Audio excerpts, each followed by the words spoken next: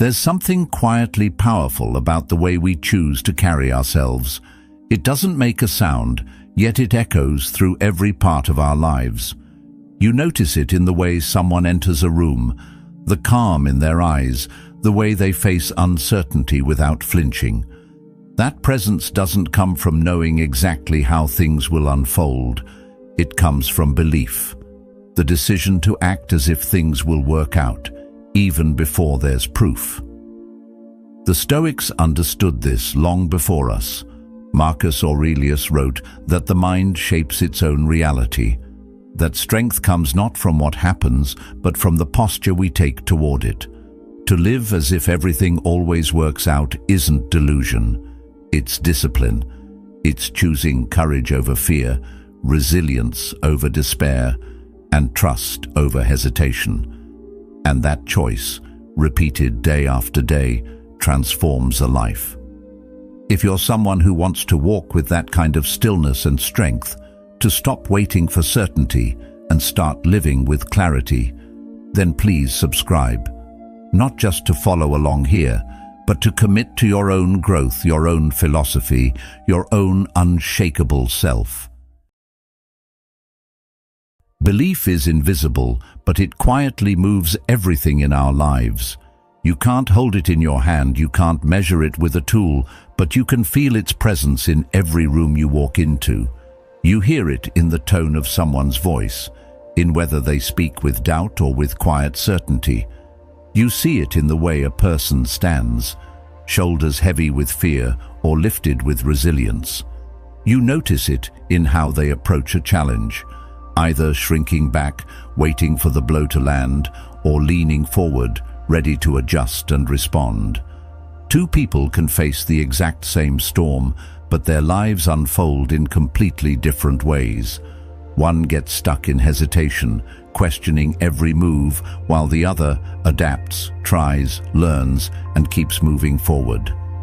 The difference isn't luck, and it isn't about who's smarter.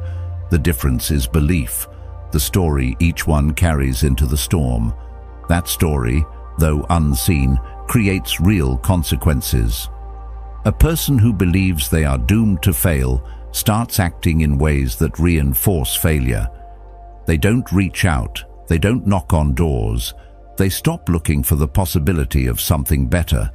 It's not because the world has locked them out, it's because they've stopped trying the handle. Meanwhile, someone who carries the belief that things will eventually work out takes the same situation and walks through it differently.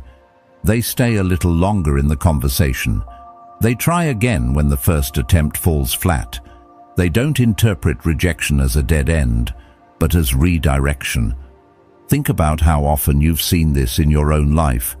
You may have watched two people go through the same setback, losing a job, ending a relationship, facing uncertainty about the future. One becomes bitter, convinced that the universe has singled them out for hardship. The other, though just as shaken, decides to see it as a turning point, as something that might open a new door even if they can't see it yet. Months later, their paths look nothing alike. One is still stuck in the pain of what was lost, while the other has discovered possibilities they never imagined before. The circumstances didn't change, their beliefs did. What makes belief so powerful is not that it guarantees the outcome. It doesn't. Life is too unpredictable for that. What belief changes is your posture within uncertainty. A person who believes they'll fail will see every difficulty as confirmation, while a person who believes they can find a way through will see the same difficulty as a test of their resourcefulness. Seneca reminded us, "It is not that we suffer because of the events themselves, but because of the way we view them." Belief changes that view, and in doing so, it changes the way we suffer, the way we grow, and the way we rise. It's easy to underestimate this because belief is silent. You can't see it the way you see effort. You can't count it like money in a bank account, but it's there, shaping whether effort even gets spent, shaping whether opportunities even get noticed. Belief is the architect of behavior. It quietly designs how we respond to setbacks, whether we take risks, whether we follow through. And that design over time becomes the blueprint of a life. If you think back to your own turning points, chances are you'll find belief hiding at the center. Maybe it was a time you dared to try even when you didn't feel ready. Maybe it was a moment when you could have given up, but instead told yourself, let's see where this goes. Those decisions weren't made from certainty. They were born from belief, the invisible but powerful voice that told you to move forward anyway. And because you did, you created something real, a result, a memory, a piece of evidence that you could carry into the next challenge. This is why belief is never just wishful thinking. It is not about blind optimism or pretending problems don't exist. It is a strategy. It is the foundation of resilience and persistence. It is the choice to give yourself something solid to stand on before the ground has revealed itself. Plato once said, "The beginning is the most important part of the work." And belief is that beginning. It's the inner commitment that sets everything else in motion. So when you find yourself hesitating at the edge of something new, when fear whispers that you don't have enough proof, remember this. Proof comes later. Belief comes first. It's not about waiting for a guarantee. It's about carrying a mindset that allows you to act without one. Because once you begin, once you take that step, the evidence you were searching for starts to reveal itself piece by piece. And in that way, belief becomes self-fulfilling, not because it bends the world to your will, but because it bends you into someone who can meet the world differently. That's why the invisible power of belief is never really invisible at all. It shows up in your actions, in your presence, in your resilience. It shows up in the way people are drawn to you, not because you promise certainty, but because you carry yourself as if you trust the process, as if you know you'll find a way. Belief is the quiet signal that tells others you are anchored even in the storm. And when you live from that place, you don't just change your outcomes, you change the way you experience the journey itself. We are all storytellers, though most of us don't realize it. From the moment you wake up in the morning, your mind begins weaving a narrative about who you are, where you're heading, and what today means for you. The story isn't written in ink, but it's no less powerful for being invisible. It plays in the background like a soundtrack, guiding your steps, shaping your decisions, and silently defining what you think is possible. And here's the remarkable thing. The brain doesn't argue with the story. It accepts it. It takes the words you repeat to yourself and treats them as truth, no matter how limiting or liberating they may be. That's why the question isn't whether you're telling a story. The question is, which story are you telling? Is it the one that keeps you trapped, or the one that sets you free? Consider how two people can experience the exact same event, yet interpret it in completely different ways. One person loses a job and tells themselves, "This is the end. I wasn't good enough. Life is unfair." Another loses a job and says, "This is an opening, a chance to rebuild, a push towards something better." The event itself is neutral. What gives it meaning is the story. And that story dictates behavior. The one who believes they're a failure will shrink, hesitate, and avoid opportunities. The one who believes the setback is a stepping stone will take risks, show up differently, and eventually create something new. Marcus Aurelius once wrote, "You have power over your mind, not outside events. Realize this, and you will find strength." The story you choose is where that power begins. Think about the stories you've been repeating to yourself. Maybe you've been whispering, "I'm not the kind of person who succeeds at this."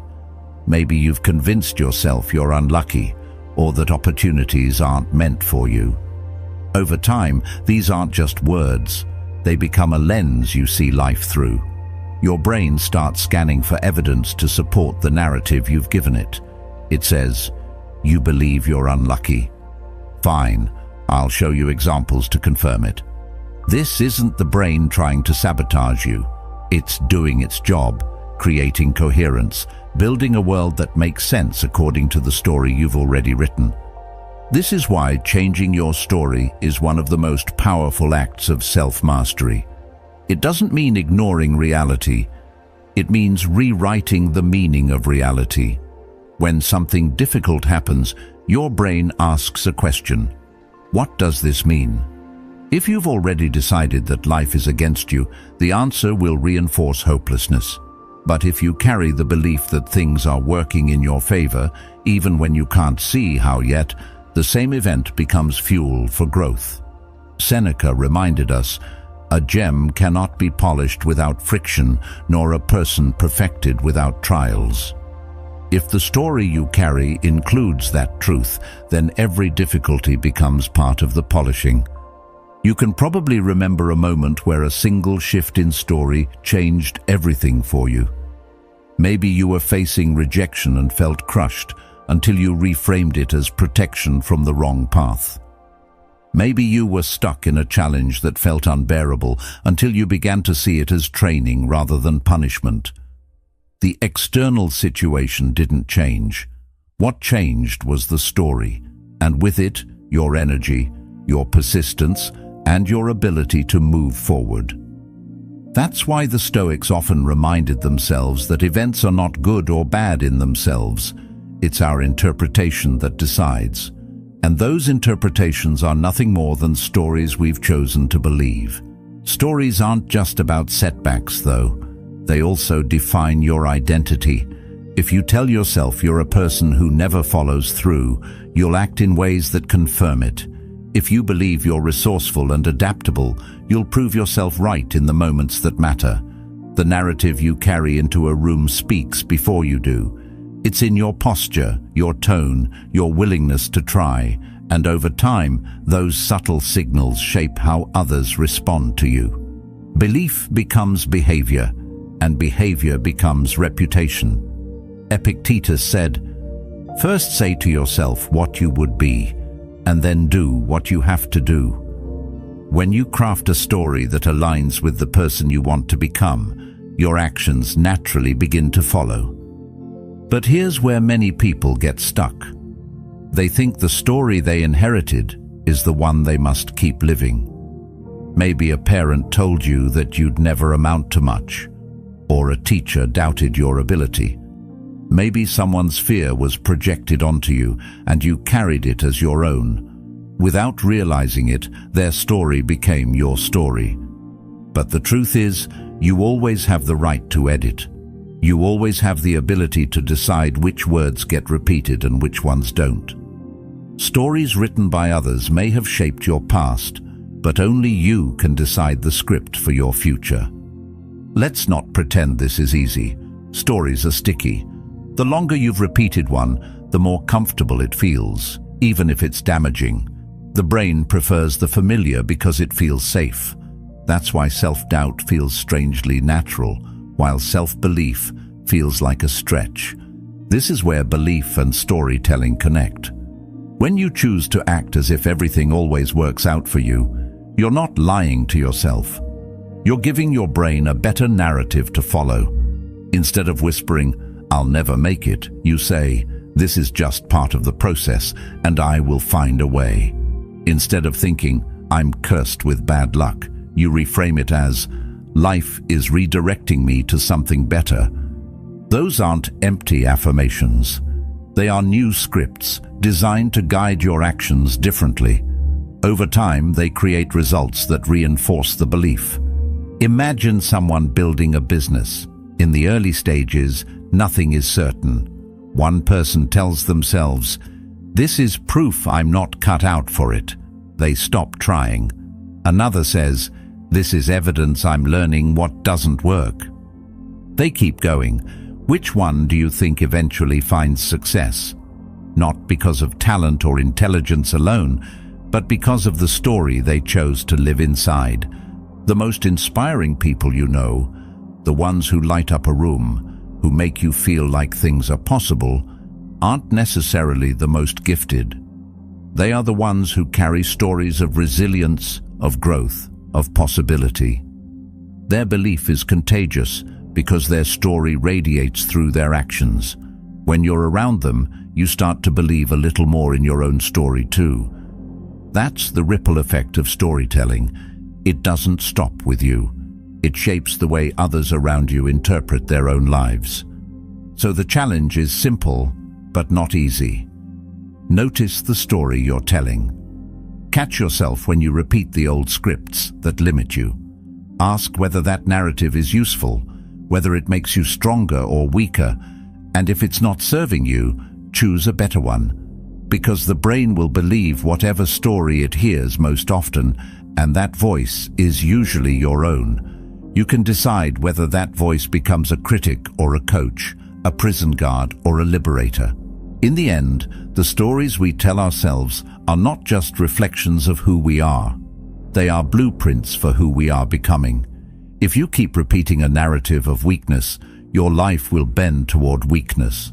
If you carry a story of resilience, your life will rise towards strength. So ask yourself now, what story are you rehearsing? Is it one of limitation or one of possibility? Because whichever story you choose, your brain will believe it, and your life will follow its lead. And if you decide to act as if everything always works out for you, you're not simply telling yourself a comforting lie.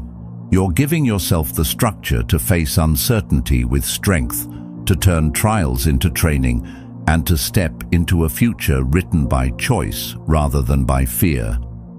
That story, repeated daily, becomes not just words in your mind, but a reality in your life. And it all begins with the courage to tell yourself a better one.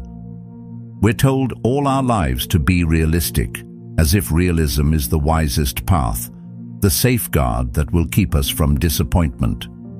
Parents say it to their children when they dream too big. Teachers say it when students set their sights on something unconventional. Friends say it when our goals scare them more than they inspire them. And yet, if you listen closely, you'll notice something hiding beneath those words. Often, be realistic doesn't mean balance or clarity. It means lower your expectations. It means don't reach too far. It means prepare for disappointment by choosing smaller dreams. But in practice, that kind of realism becomes nothing more than resignation dressed up as wisdom. It feels safe, but in reality, it's the very thing that keeps people from ever stepping into the life they're capable of living. When you let realism dominate your thinking, it slowly drains away possibility. Instead of daring to ask, "What if this works?" you begin whispering, "What if it doesn't?" That shift in language may seem small, but it changes everything. The first question moves you forward. The second keeps you standing still. And the irony is that the most realistic approach often ends up creating the very outcomes people fear. Lower your aim to avoid disappointment, and you end up with a life of quiet disappointment anyway. Avoid risk to stay safe, and you still find yourself restless, wondering what might have been if you had only tried. Seneca once warned, "It is not that we have a short time to live, but that we waste much of it." A life spent being too realistic is one of the most effective ways to waste it. There's a reason why the great thinkers and leaders of history rarely describe themselves as realists. They lean towards something more daring, possibility, imagination, vision. Marcus Aurelius reminded himself that the soul becomes the color of its thoughts. Epictetus taught that it is not events themselves, but our judgments about them, that harm us. None of these voices said, "Shrink your life to fit what seems safe." They knew that the human spirit is crushed not by failure itself, but by the refusal to try. And what is realism but the clever excuse we use to justify that refusal? The trap of realism is subtle because it masquerades as responsibility. You may even believe you're being practical, that you're saving yourself from foolishness. But if you look closer, you'll see that what you're really doing is letting fear dictate your choices. Realism tells you not to start the business because most fail. Realism tells you not to pursue the relationship because heartbreak is possible. Realism tells you not to take the leap because the ground beneath your feet is more familiar than the air above. But Carl Jung once wrote, "I am not what happened to me, I am what I choose to become." Realism, when it becomes resignation, convinces you that you are nothing more than your past or your present. Belief, on the other hand, allows you to act as if the future can still be rewritten. This doesn't mean we throw away all sense of reason. Blind optimism can be just as destructive as paralyzing realism. The balance lies in grounded hope, in choosing to step forward not because the outcome is certain, but because you trust yourself to adapt. When people tell you to be realistic, what they often mean is, don't expect too much. But why not? Why shouldn't you expect more from yourself, from your work, from your relationships? Why should you trade the possibility of greatness for the guarantee of mediocrity? It is true that not every dream comes to fruition, but it is also true that no dream can live without the courage to pursue it. The realist avoids pain by never stepping into the arena. The one who acts with belief endures pain, but also discovers transformation. Which path truly honors the short span of time we've been given? Realism also has another danger. It becomes self-fulfilling. If you believe your efforts will fail, you will unconsciously act in ways that confirm it. You will hesitate instead of act. You will avoid instead of pursue. You will interpret every setback as evidence that you were foolish to try. The realist might call this wisdom, but it is really surrender. Epictetus once said, "You become what you give your attention to." If your attention is on avoiding disappointment, then your life becomes a series of avoided risks, missed opportunities, and quiet regrets. You can see this clearly in moments of transition. Someone loses their job, and realism says, "Don't expect anything better. Just settle for what you can get." Another person loses their job, and belief says, "This may be the chance to step into something more aligned with who I really am." Both people face the same loss. One resigns, the other transforms. The difference lies in which voice they listen to. The people we admire most rarely lived realistic lives. They were the ones who chose to act as if possibility was worth chasing, even when it made no sense to others.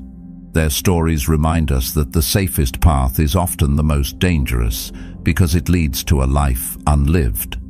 Socrates reminded his followers that an unexamined life is not worth living. To examine your life is to ask whether you are making choices from freedom or from fear.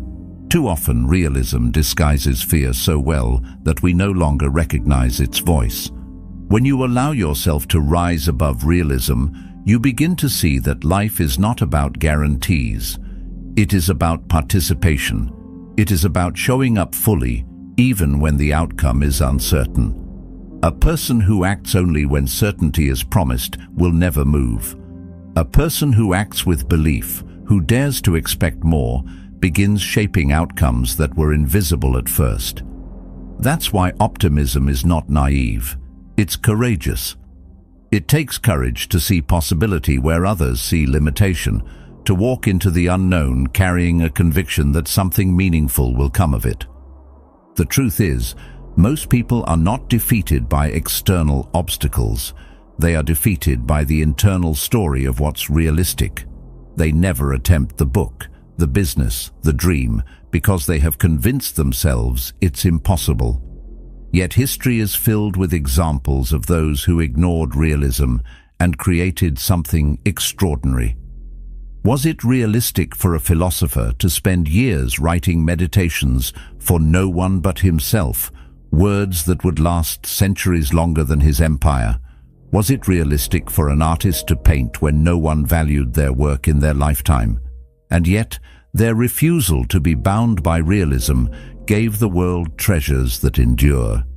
You don't need to abandon all caution or ignore the facts, but you must recognize when realism has crossed into resignation, when it has stopped serving you as a guide and has started chaining you as a prison.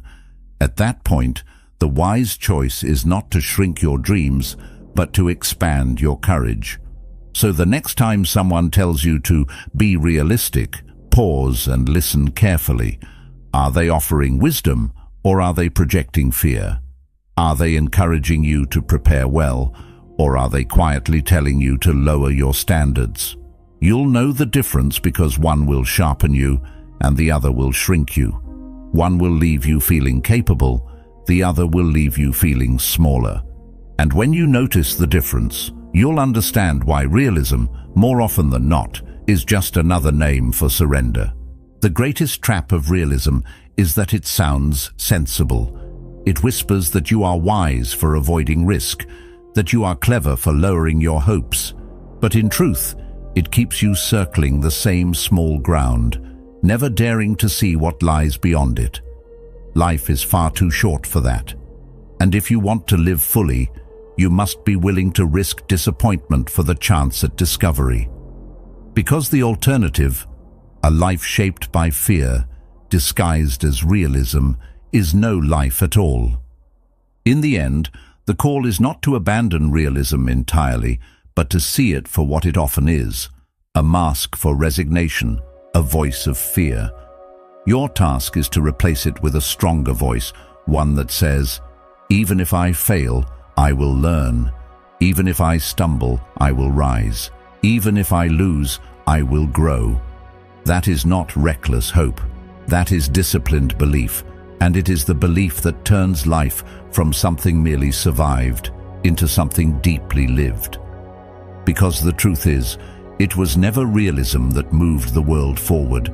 It was always those who dared to believe in more.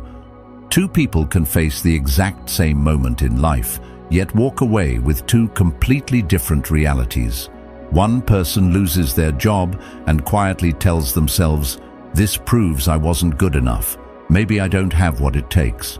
Maybe life is against me." Another person loses their job and says, "This hurts, but maybe it's an opening to something better. Maybe it's the moment I've been pushed into a path I never would have chosen on my own." The facts of the event are identical. Both people are unemployed. Both have bills to pay.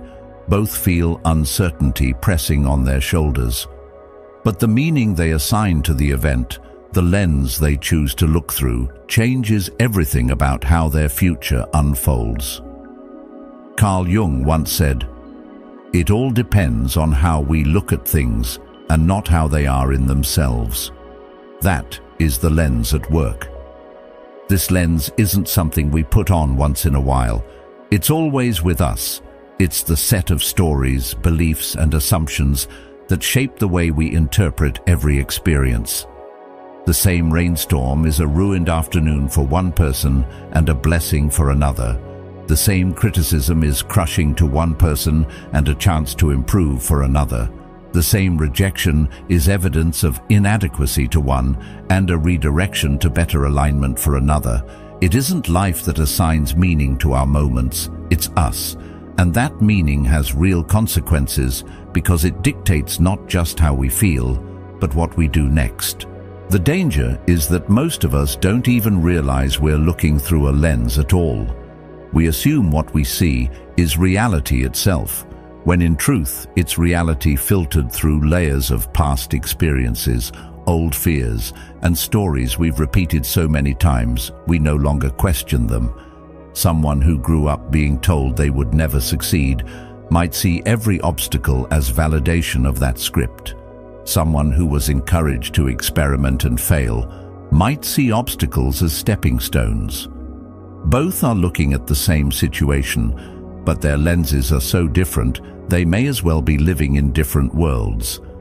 And this is where self-awareness becomes so crucial. If you don't take the time to examine the lens you're using, it will quietly govern your life without your permission. Seneca wrote, "We suffer more in imagination than in reality." He wasn't dismissing pain. He was pointing to the fact that our lens often magnifies suffering unnecessarily. We imagine outcomes that never come to pass. We interpret difficulties as permanent when they are often temporary. We let the story we've told ourselves add weight to what is already heavy.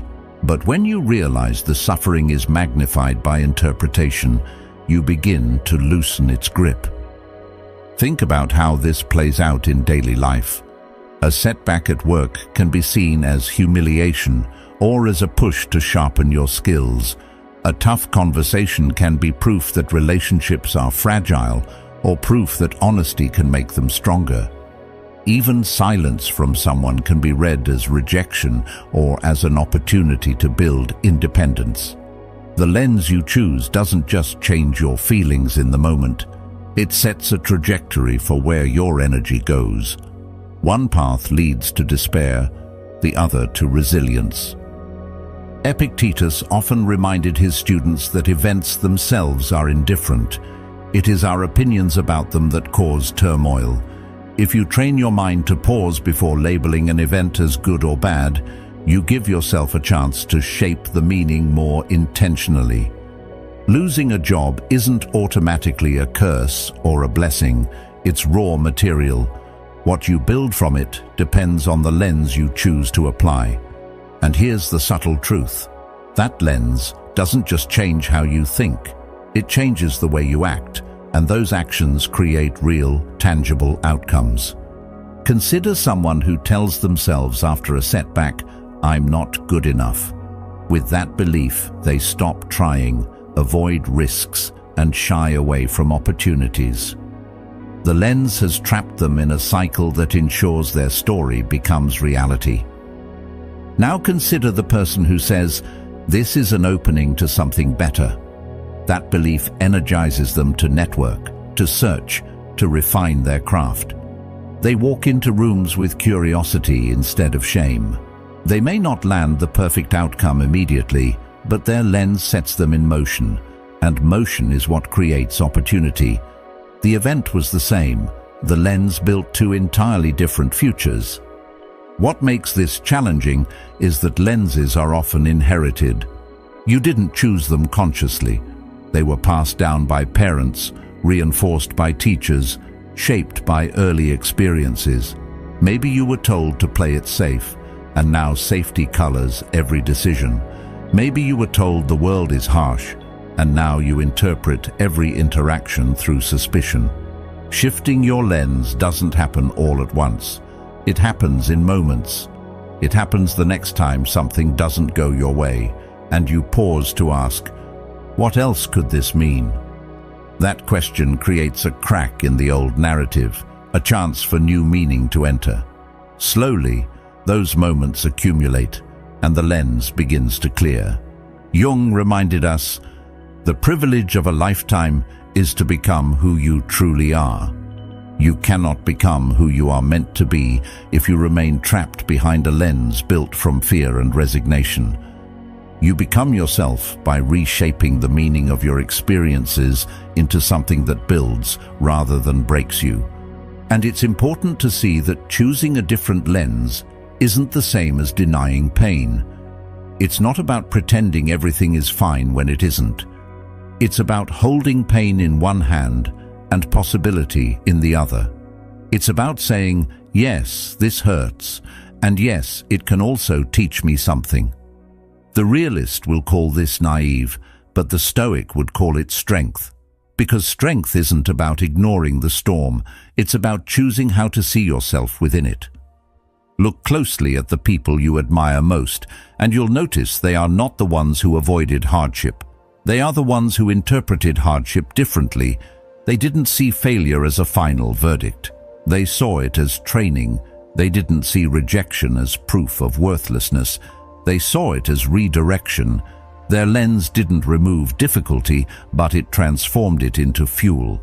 That's why their lives inspire, not because they escaped struggle, but because they turned struggle into a foundation. Every day, life hands you experiences. Some are joyful, some are painful, some are confusing. The lens you carry determines whether those experiences become anchors or wings. You can allow them to hold you down, or you can let them lift you into new strength. And while you may not always control the timing or the nature of events, you always control the meaning you assign to them. That meaning becomes your compass. It guides where you go, how you endure, and what you create next. So when the next challenge comes, and it will, remember that you have a choice. You can see it through the lens that says, "This proves I am not enough." Or you can choose the lens that says, "This is opening something I cannot see yet." One path narrows your life, the other expands it. And if you begin living with the conviction that everything works out for you, your lens will start searching for evidence of that truth. Slowly, you'll notice opportunities you missed before, strength you didn't know you had, doors you didn't even realize were waiting to open. The lens you carry colors every experience, but you are the one who decides what shade it takes. Choose carefully, because in time, that choice becomes the story of your life. And if you choose the lens that frees you instead of the one that limits you, you'll begin to see that the world has always held more possibility than you realized. It was your perception that had to change. Your brain is one of the most powerful storytellers you'll ever meet. And the strange thing is, it's always working on your behalf, even when it feels like it's working against you. Every second of your life, your mind is scanning the environment, filtering out endless amounts of information and piecing together a picture that feels coherent. But here's the secret. It builds that picture based on the story you've already told it. If you whisper to yourself day after day that you're unlucky, your brain will look for proof that reinforces it. It will highlight every rejection, every missed opportunity, every disappointment, and stitch them into a narrative of failure. On the other hand, if you tell yourself that things always have a way of working out, your brain shifts its focus. It starts scanning for opportunities, spotting details you would have overlooked, and drawing connections that support the idea of possibility. The world hasn't changed, your lens has. Carl Jung once said, "Perception is real, even if it is not reality." What he meant is that the way you frame your experiences becomes the reality you live inside. The brain isn't concerned with absolute truth, it's concerned with consistency.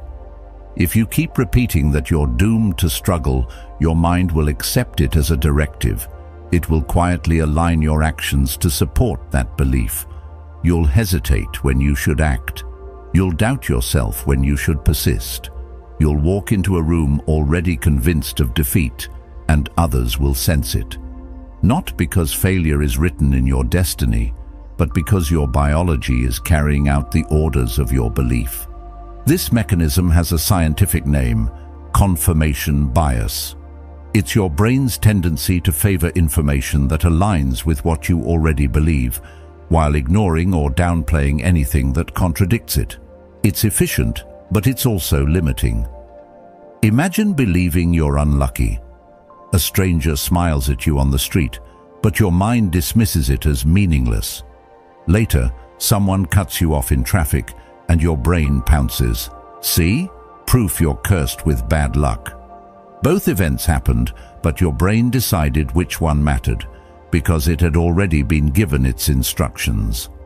Epictetus understood this long before neuroscience confirmed it. It's not what happens to you, but how you react to it that matters. Your reaction is shaped by what your mind has been primed to notice.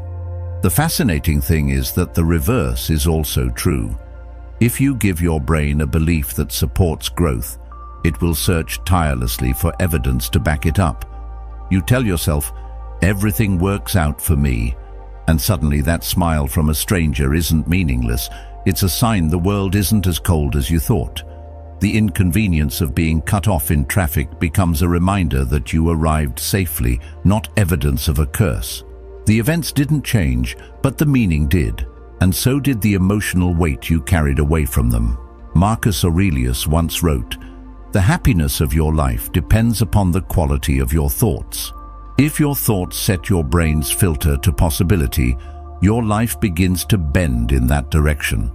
What makes this even more powerful is the feedback loop it creates. Once your brain starts finding evidence for your belief, it reinforces the belief itself. You say, "I will figure this out." Then notice yourself making small progress, which strengthens your conviction, which fuels more action.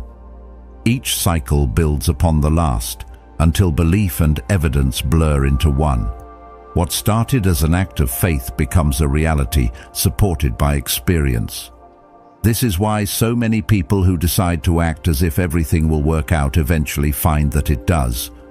Not because the universe magically bends, but because their biology keeps them in motion long enough to create outcomes that match the story they've chosen.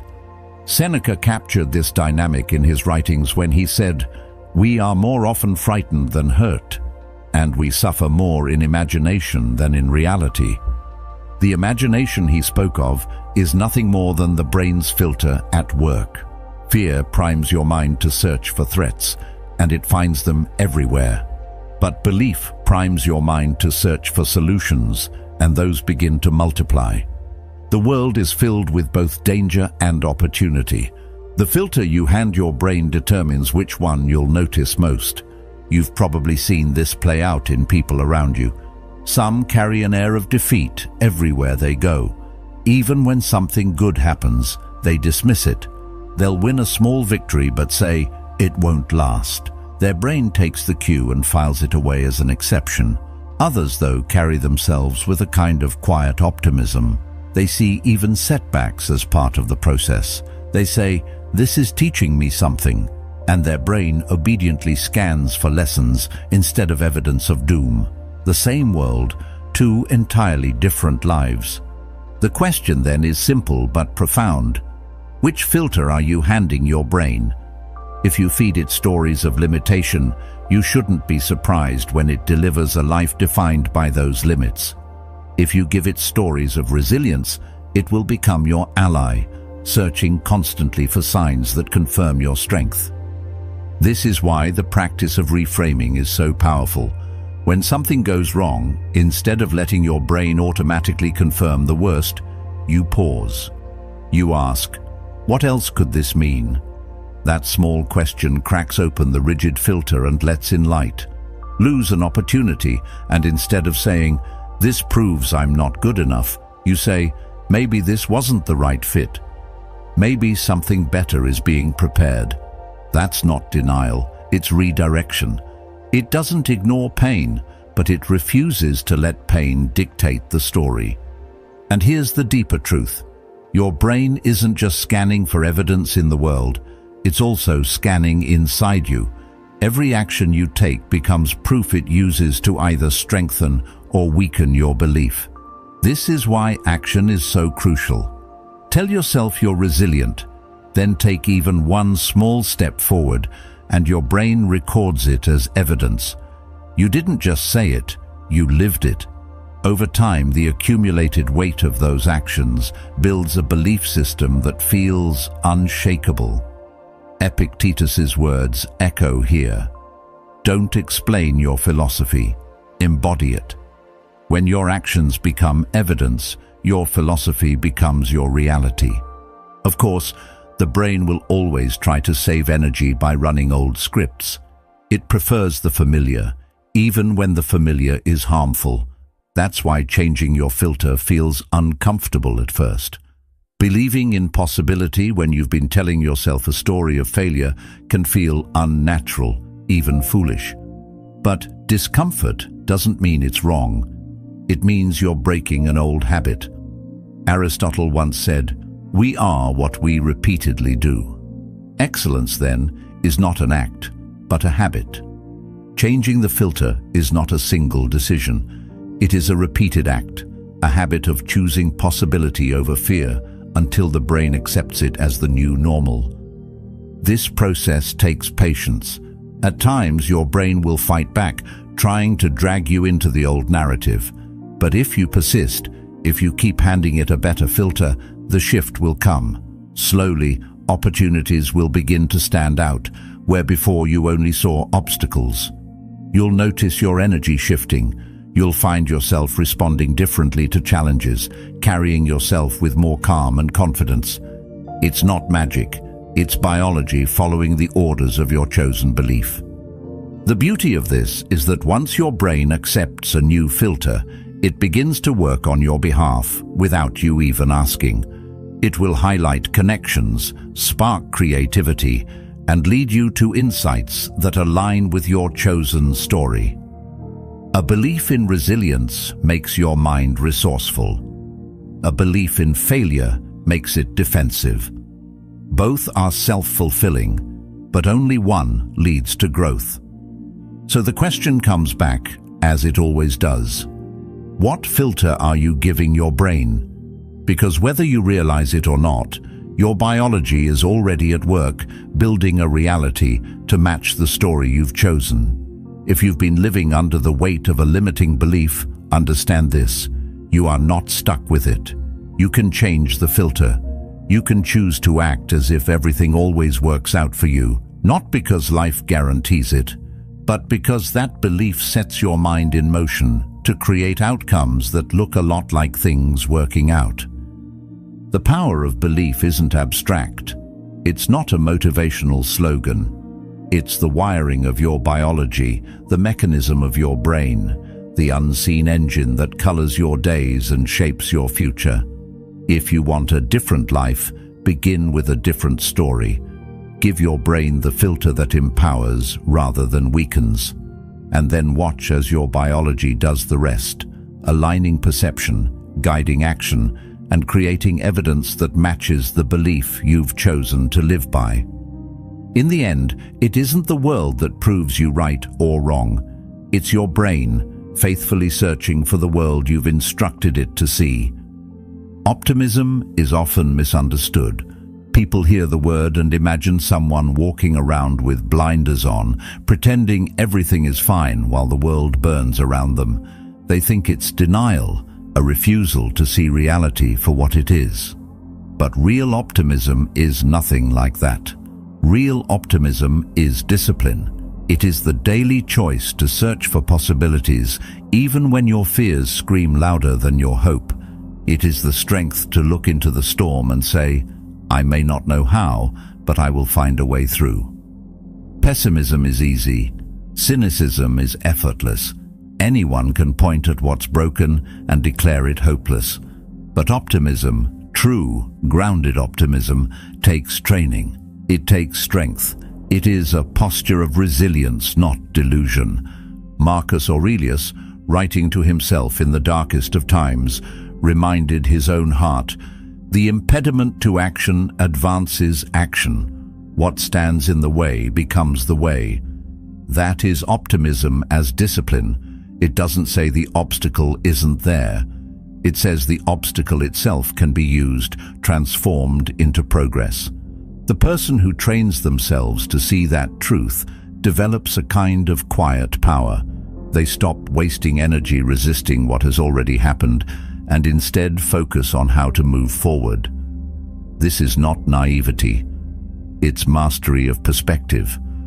The truth is, pessimism comes naturally because it requires nothing of you. It's a retreat. It spares you the discomfort of hope. When you expect the worst, you insulate yourself from disappointment, but you also cut yourself off from possibility.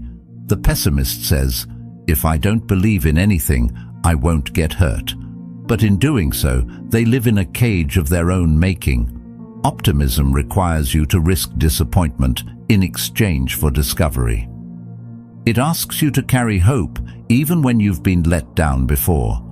That's why it is discipline. It must be chosen again and again, especially when it's hardest to choose.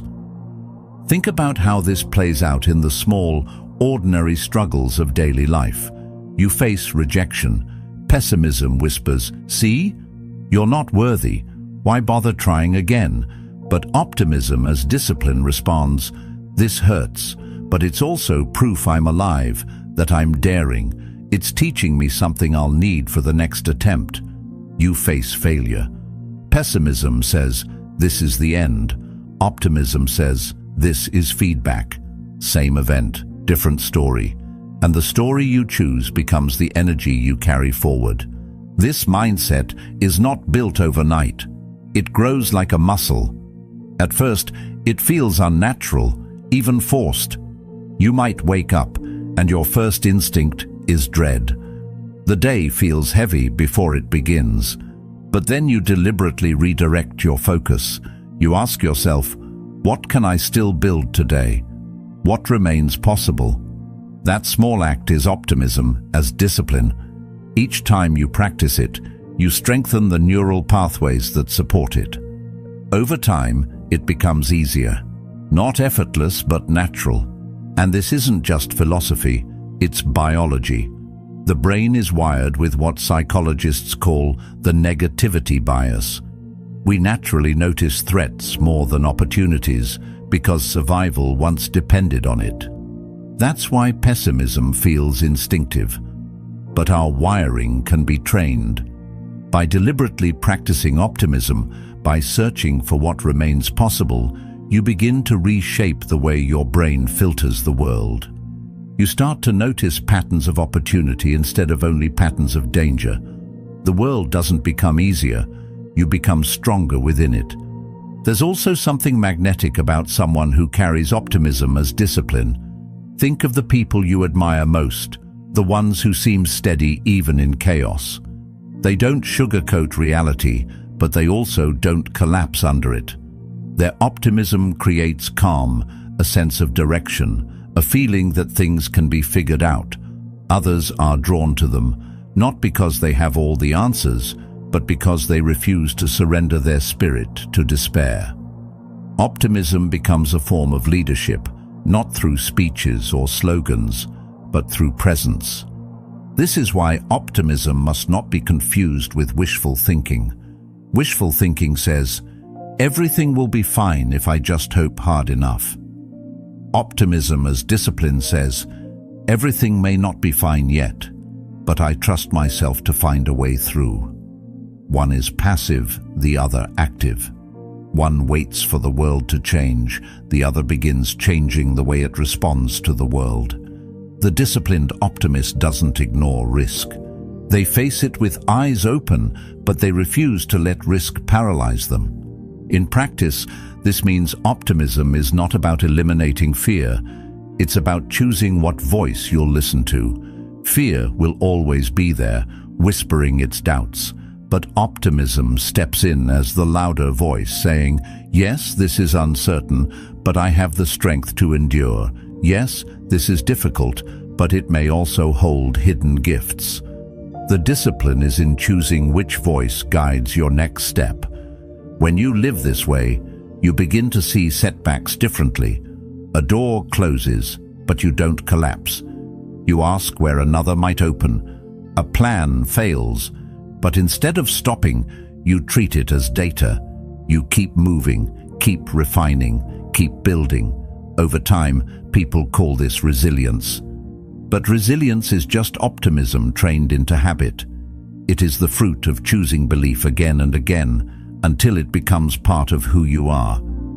The disciplined optimist is not untouched by pain. They feel it deeply.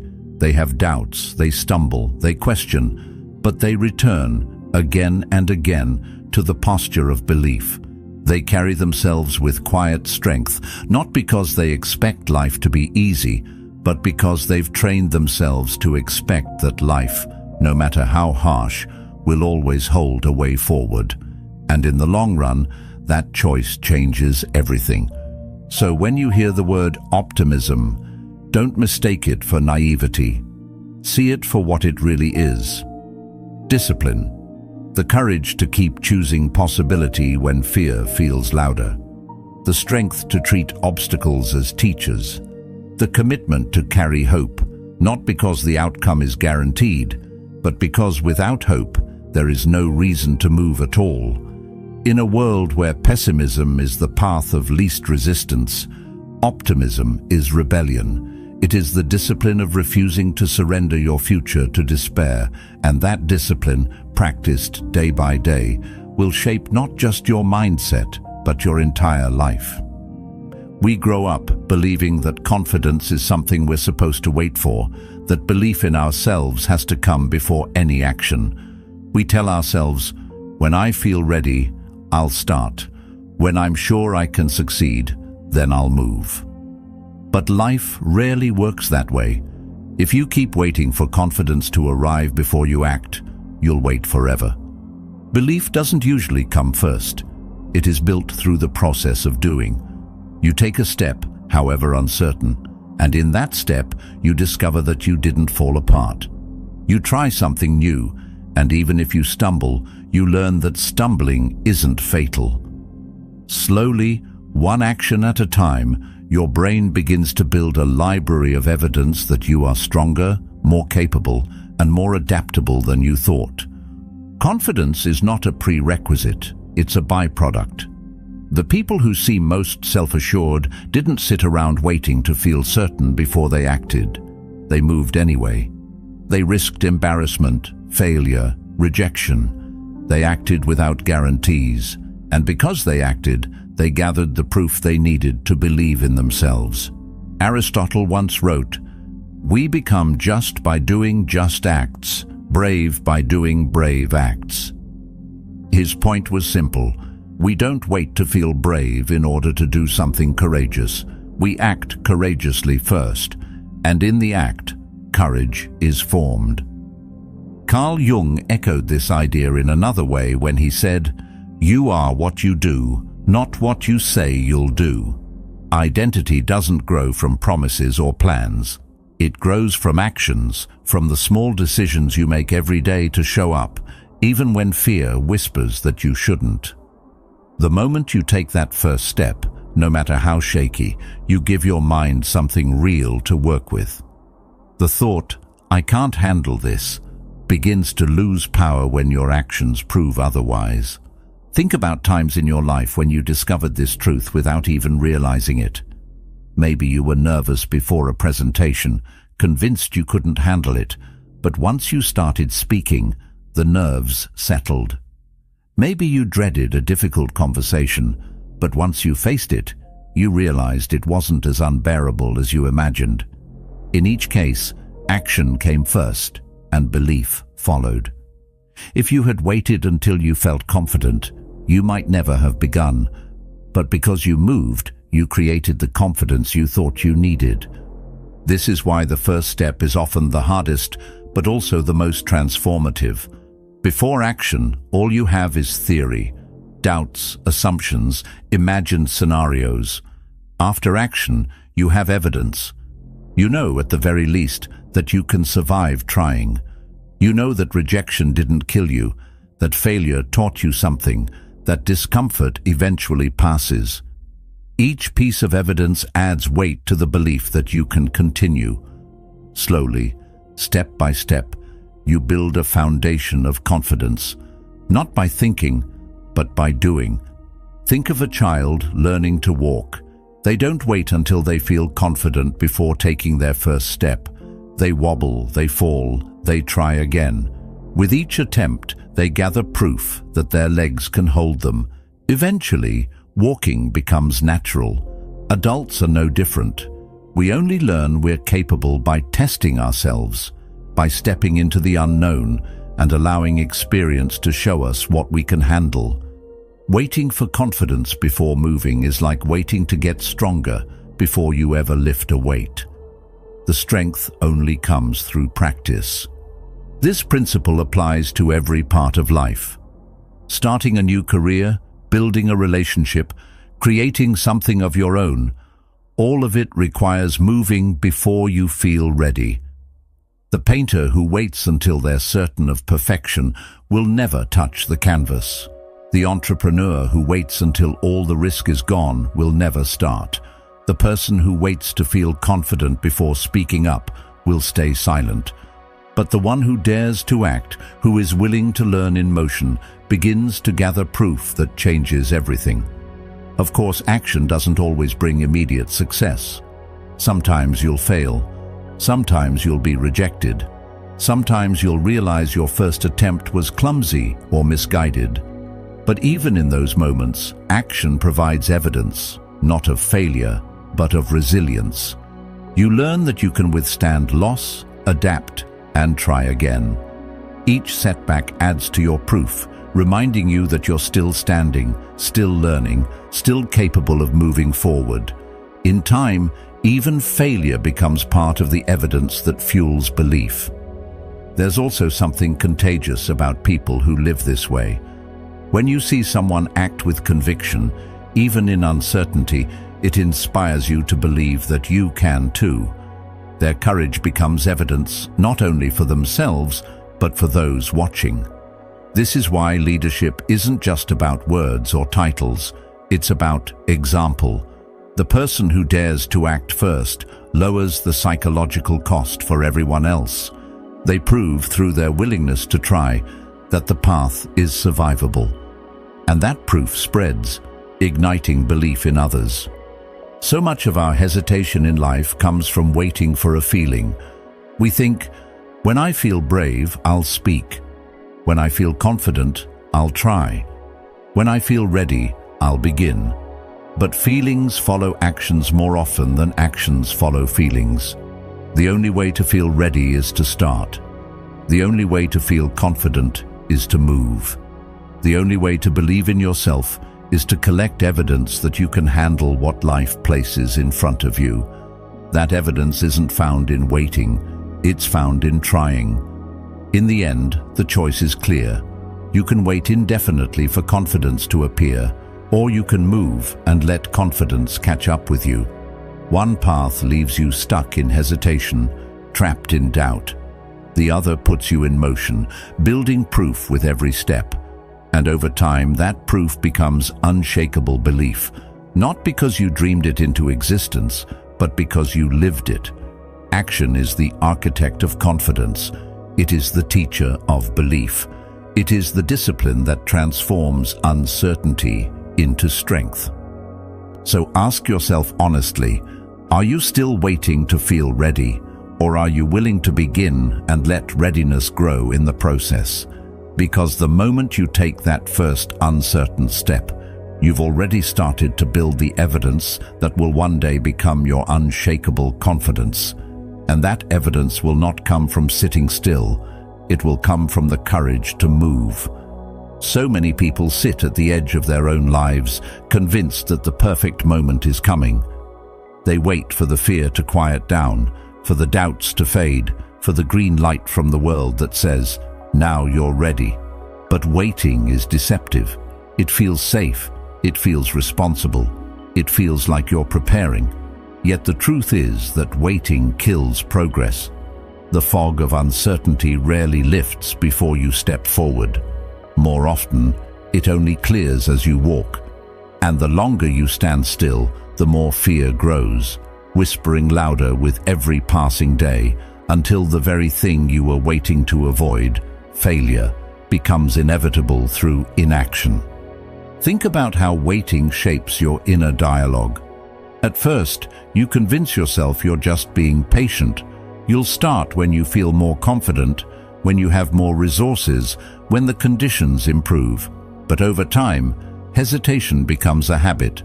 You train your brain to associate possibility with paralysis. Opportunities come and go, and you begin to rationalize that they weren't meant for you anyway. Marcus Aurelius wrote, "Do not act as if you had 1,000 years to live. Fate is at your elbow." He was reminding himself and us that time is slipping away faster than we admit. Waiting feels endless until suddenly it isn't, and you find yourself wondering where the years have gone. The paradox of progress is that clarity often comes after you move, not before. You cannot chart the entire path in advance because life reveals itself step by step. The fog doesn't clear when you stand still, staring into it. It clears as you take each hesitant step forward. This is why action, however imperfect, always beats waiting. Even mistakes become data, guiding you toward what works. When you reflect on the moments you're most proud of, chances are they weren't times when you waited until you were fully prepared. They were moments when you moved anyway, when you dared to speak up, to take the risk, to enter the unknown without a guarantee. Those moments carry weight because they broke through hesitation. They gave you proof that you are capable, not because you already knew, but because you found out along the way. Waiting also distorts reality. The longer you delay, the bigger the challenge appears in your imagination. What might have been a manageable step starts to feel like a mountain. Fear thrives in stillness. It spins stories, amplifies doubts, and convinces you that you're not ready. But the moment you move, reality steps in. Often the task is not as impossible as your imagination made it. The conversation isn't as terrifying. The project isn't as overwhelming. The leap isn't as deadly. Action shrinks fear because it replaces fantasy with fact. The tragedy is that many people confuse waiting with preparing. Preparation has movement. It sharpens skills, builds relationships, lays foundations. Waiting, on the other hand, is passive. It's rehearsing the same fears, circling the same what-ifs, until the opportunity has passed. Epictetus once taught, "How long are you going to wait before you demand the best for yourself?" It is a question that cuts through excuses. At what point does waiting stop being patience and start being avoidance? This isn't to say every pause is wrong. Reflection has its place. Rest has its value. But waiting for the perfect moment is an illusion. The perfect moment never comes. Conditions are never flawless. There will always be risk, uncertainty, discomfort. The people who build lives of meaning are not those who wait for guarantees, but those who move despite uncertainty. They understand that progress is made in motion, not in endless rehearsal. Think about the fog metaphor again. If you stand at the edge of a foggy road, you can't see more than a few feet ahead. Waiting doesn't reveal more of the path, but with every step forward, a new few feet come into view. Eventually, the whole road reveals itself, but only because you kept walking. Life is no different. Opportunities unfold in motion. Confidence grows in motion. Clarity comes in motion. Everything you're waiting for is hidden in the steps you haven't taken yet. And there is a deeper cost to waiting: regret. When you look back, it's rarely the risks you took that haunt you. It's the chances you never dared to take, the book you never wrote, the words you never said, the step you never took. Regret is often the echo of waiting. You realize too late that the opportunity didn't pass you by. You let it. When you choose action, you shift the balance of power. Fear no longer dictates your pace. You may stumble, you may fail, but each attempt builds resilience. Each movement creates momentum, and momentum is everything. A single step may seem small, but it sets something in motion. It breaks inertia, and once inertia is broken, progress has a chance to build on itself. Momentum makes the next step easier, and then the next, until you've gone further than you imagined when you were standing still. Waiting promises safety, but it delivers stagnation. Action risks discomfort, but it creates life. And that's the central choice we face every day. Will we allow fear to keep us at the edge of the fog, or will we walk into it, trusting that the path will reveal itself as we move? The longer you wait, the louder fear becomes, but the moment you act, fear begins to fade. It never disappears completely, but it loses its hold because it no longer dictates your story. So ask yourself, what are you waiting for? Are you waiting for the fear to vanish, for the path to become perfectly clear, for the guarantee that everything will work out? Those things will never arrive on their own. They are built through action. They are discovered step by step. The fog clears only when you walk. Progress only comes when you move. And if you choose to keep waiting, life will slip quietly past you. But if you dare to act, even clumsily, even imperfectly, you'll discover that waiting was never protection. It was the very thing holding you back. So many people live their lives in the waiting room of their own dreams.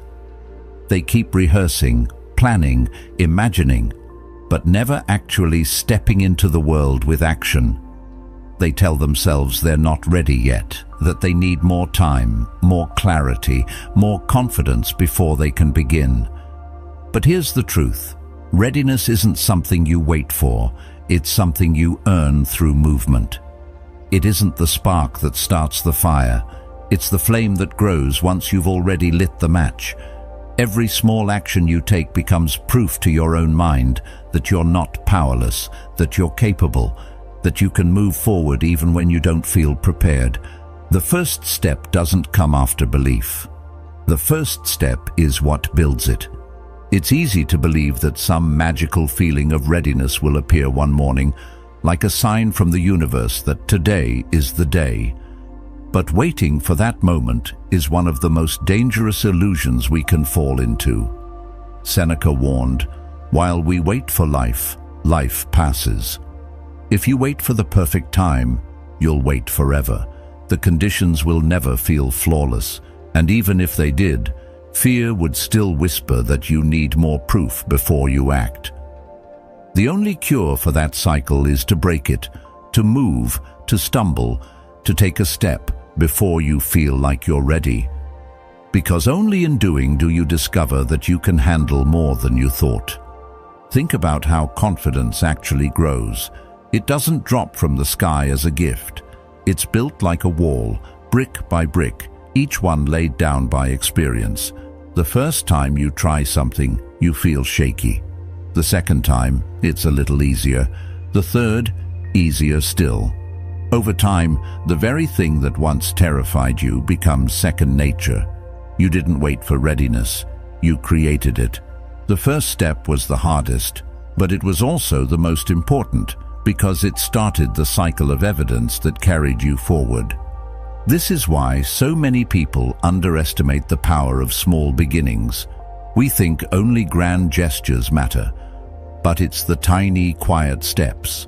The email sent, the first page written, the awkward conversation started, that hold the greatest power. Those are the moments that shift the story in your mind. You stop being someone who only dreams and start becoming someone who does.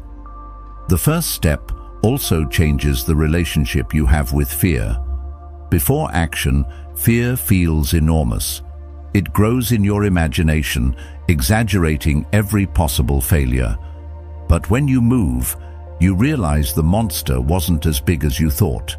Fear thrives in stillness, but it weakens in motion. The act of doing, even poorly, shrinks it. You suddenly see that you can survive discomfort, rejection, even failure.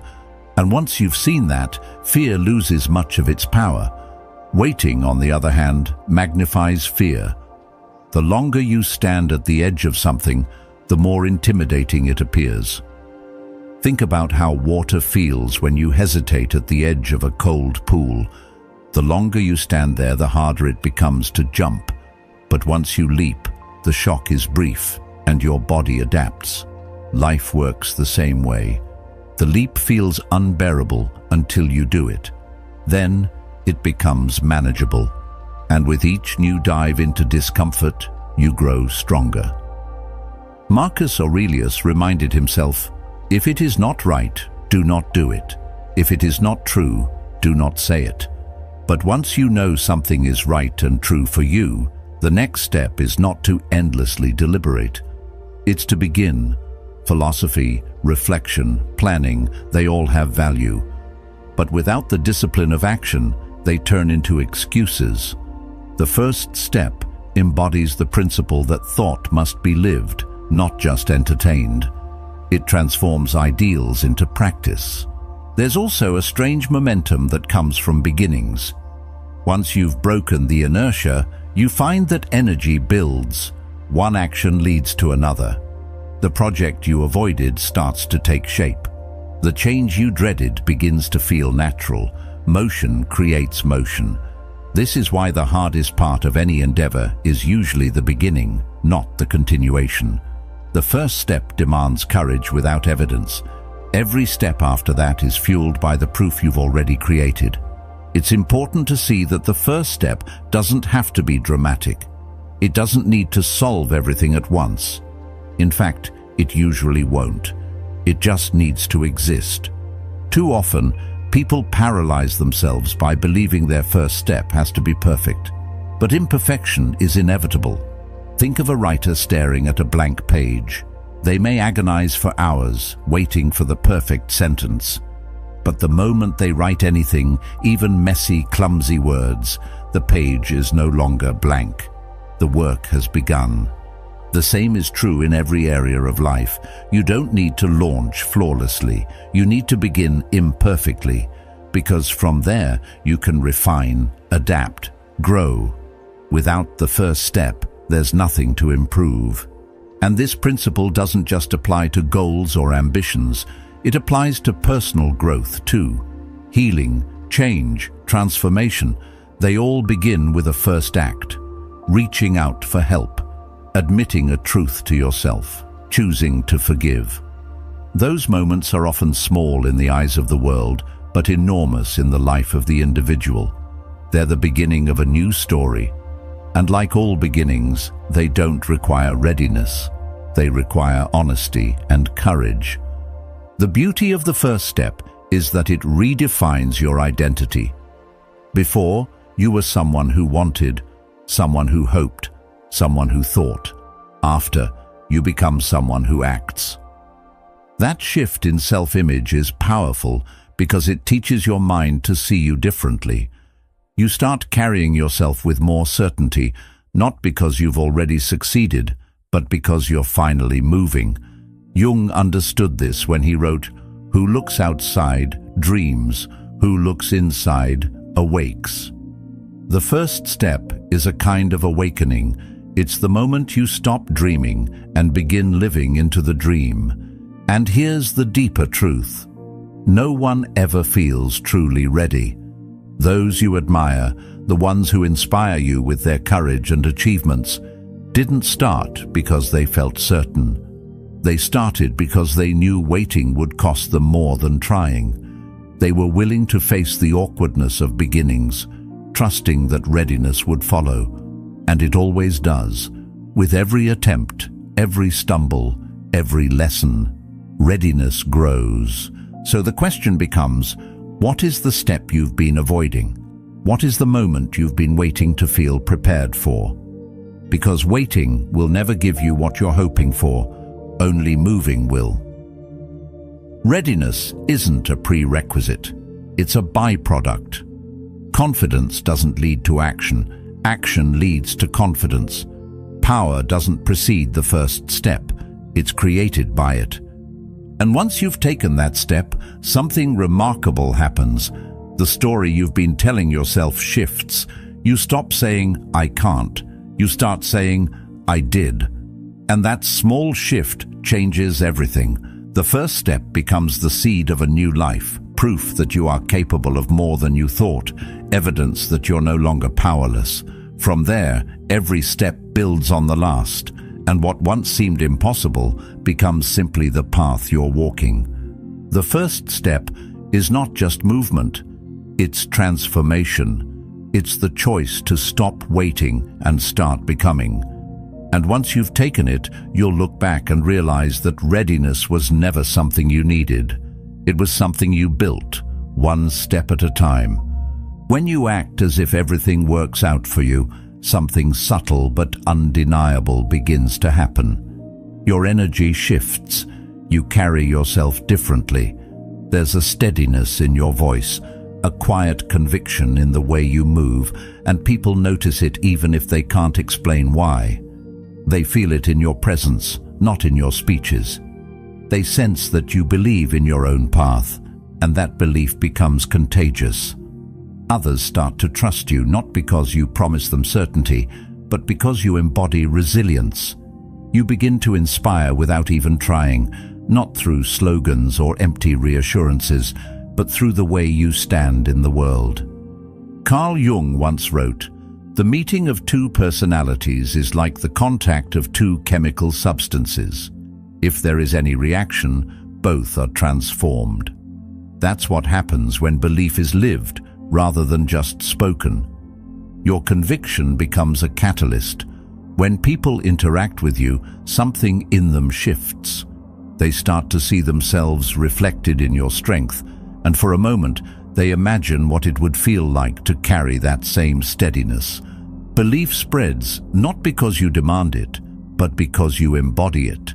Presence becomes more persuasive than words. Think about the people who've inspired you most in your own life.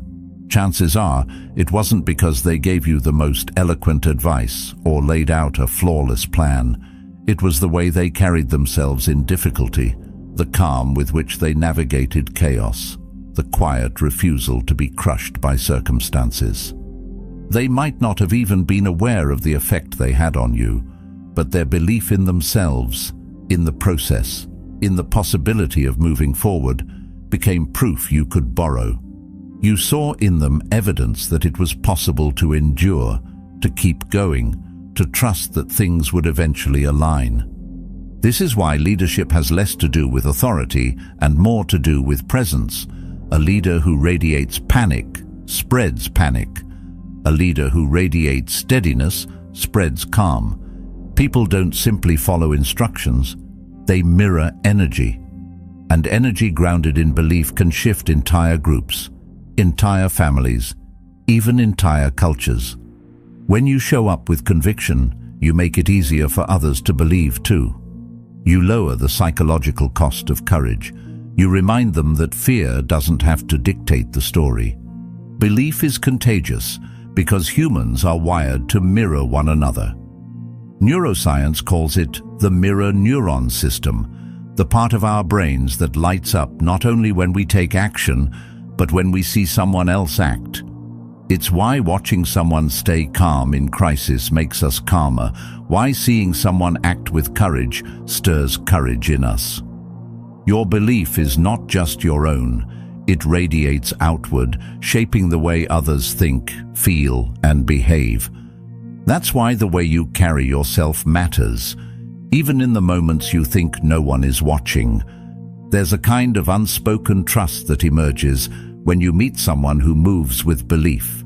They don't flinch at the first sign of difficulty. They don't crumble when things go off plan. They adapt, adjust, and keep going. That steadiness is magnetic. People want to be around it. They want to understand it. They want to borrow it for themselves. Think about how this works in small, everyday interactions. The co-worker who shows up to a stressful project with calm focus lifts the energy of the entire team. The friend who listens with patience instead of judgment opens space for honesty. The parent who carries faith during uncertain times steadies their children, teaching them trust by example. None of these people gave speeches. They simply lived their belief, and others absorbed it. The ripple effect of presence can stretch further than we ever realize.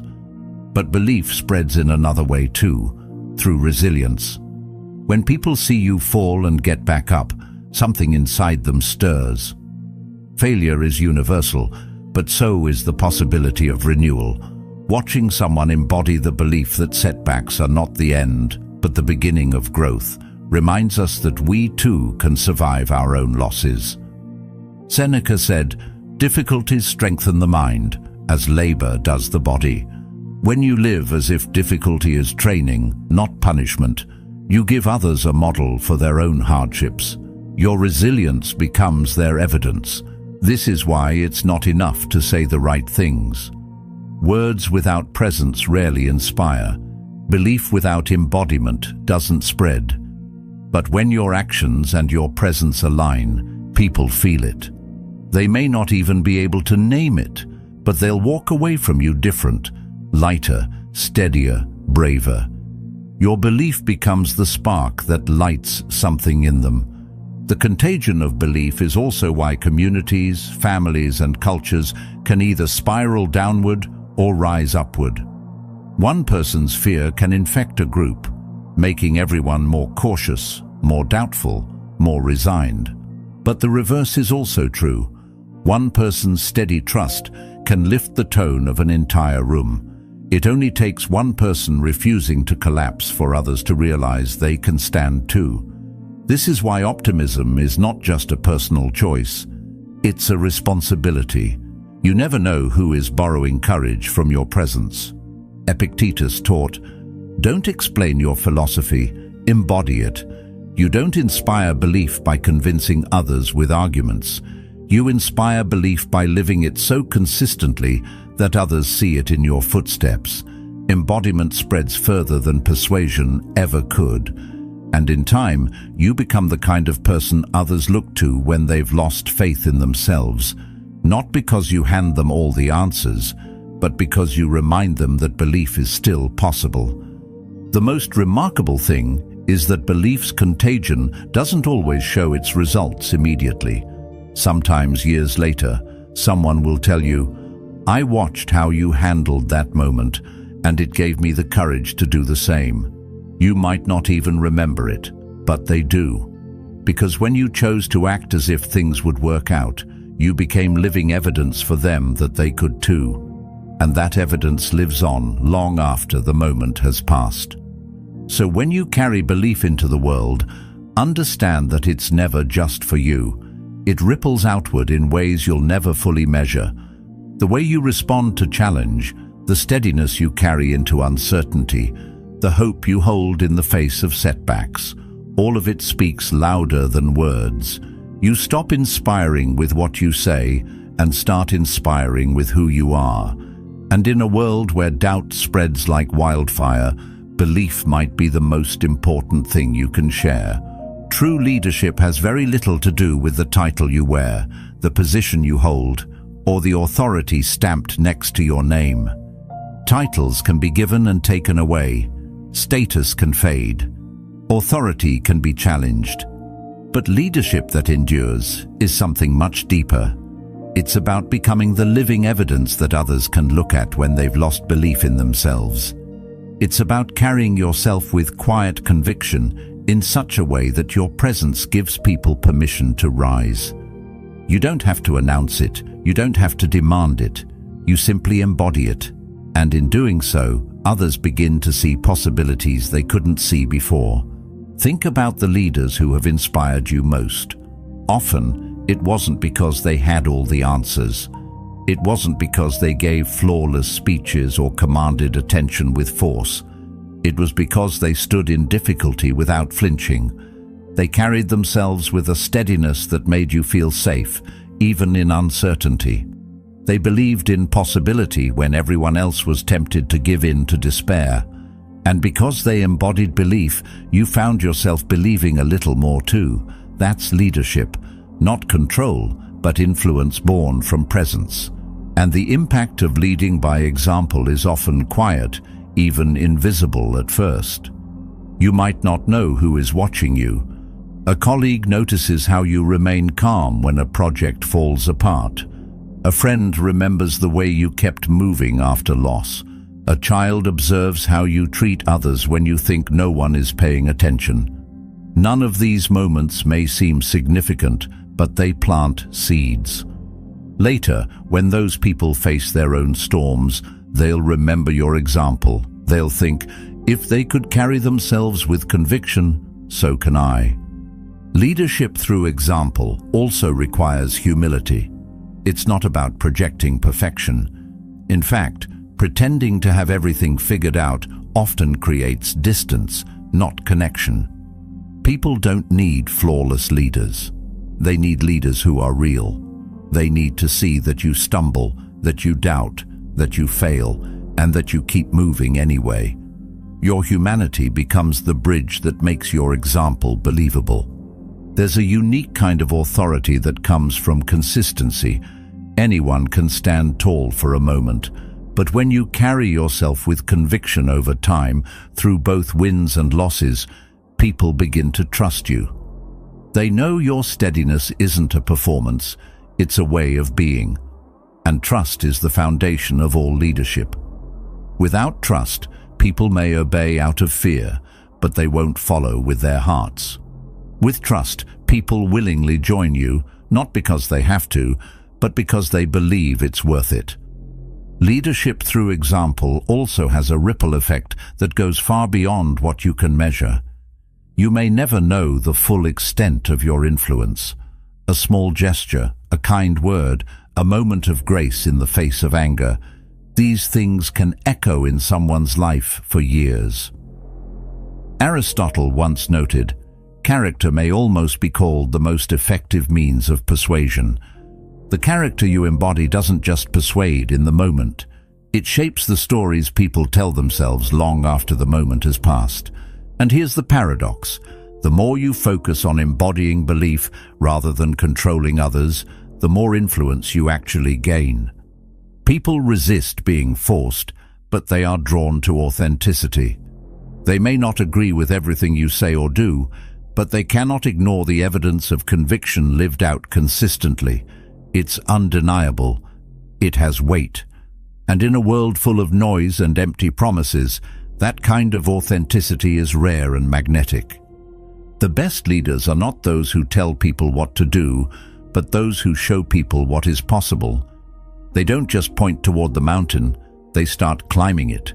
They don't just talk about resilience, they live it in front of you. They don't just define courage, they embody it when the moment demands it. And that embodiment doesn't just move them forward, it lifts everyone who sees it.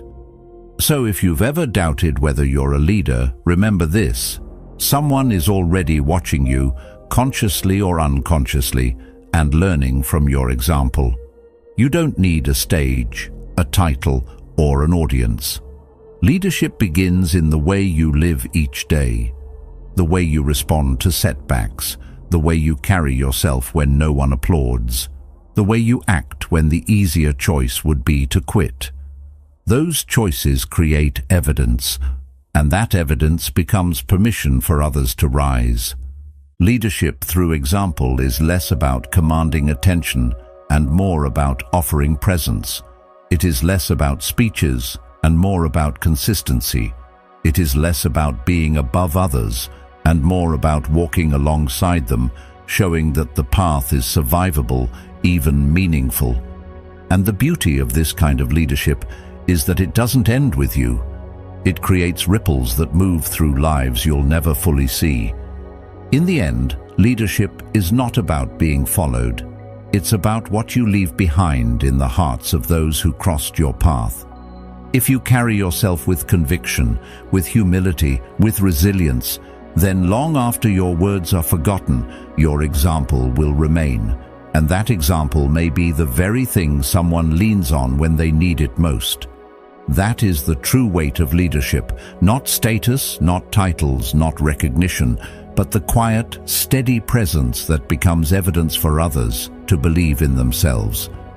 Failure is one of the most feared words in our vocabulary, and yet it is one of the most misunderstood. We treat it as if it's the end of the road, a final verdict stamped on our worth, a door slammed shut forever. But failure is rarely the end. More often, it's the beginning of a new path, one we couldn't have found otherwise. When you see failure not as proof of inadequacy but as feedback, something changes inside you. The weight you once carried begins to feel lighter because setbacks no longer crush you, they shape you. They become the raw material for strength. The truth is, rejection is often redirection. We rarely see it in the moment because pain clouds our vision. A closed door feels personal, final, humiliating. But later, with time and distance, we begin to notice something curious.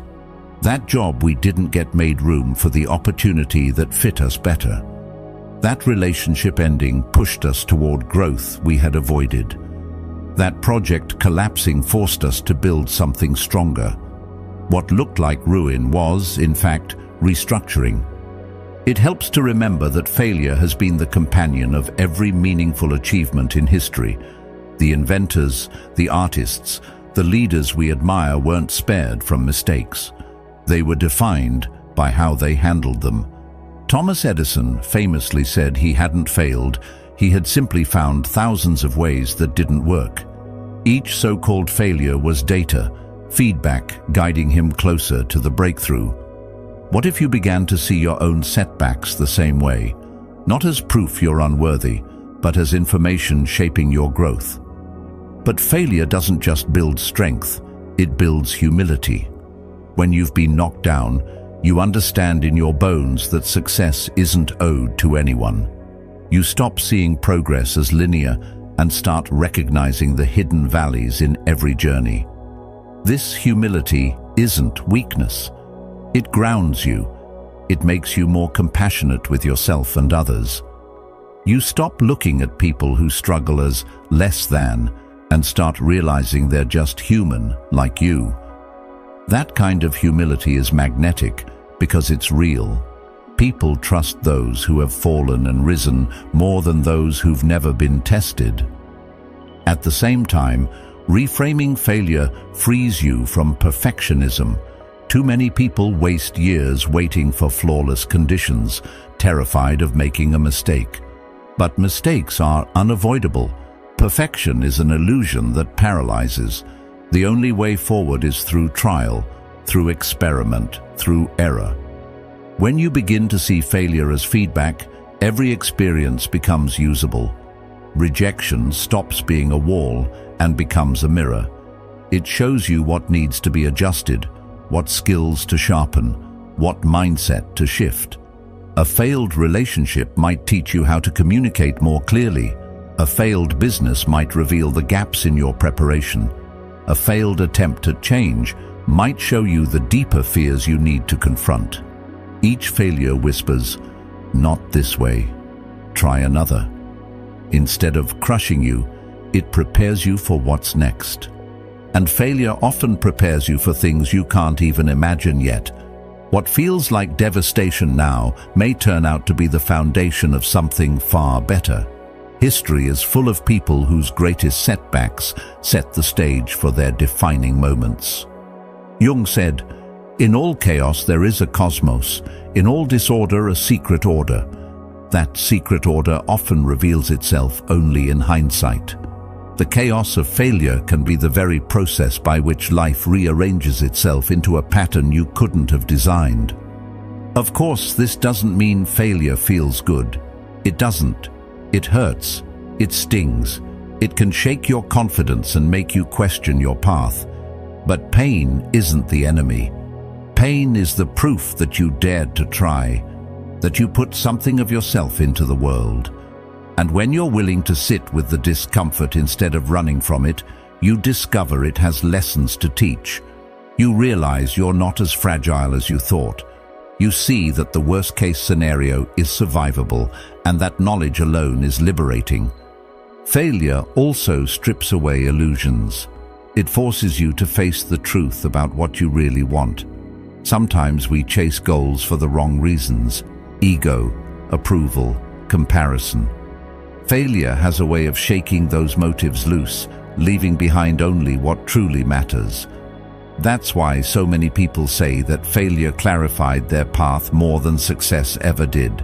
Success can distract you. Failure makes you honest. And something else happens when you begin reframing failure. Your relationship with risk changes. Instead of avoiding challenges out of fear, you start seeking them because you know even if you fail, you'll grow. This shift makes you bolder. You stop asking, "What if I fail?" and start asking, "What will I learn?" Suddenly, risk isn't terrifying, it's fuel. It becomes the arena where transformation happens. Think of the strongest people you know personally. Chances are their strength wasn't built in easy seasons. It was forged in moments when they stumbled, when they lost, when things didn't go the way they hoped. You admire them not because their path was smooth, but because they kept walking when it wasn't. That's the gift of failure. It gives you the chance to practice resilience in a way success never could. And here's the irony.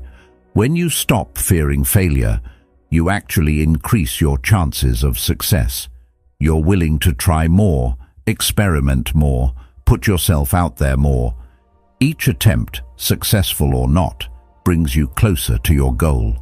While others are still standing at the edge, paralyzed by the thought of failing, you've already taken 10 steps forward.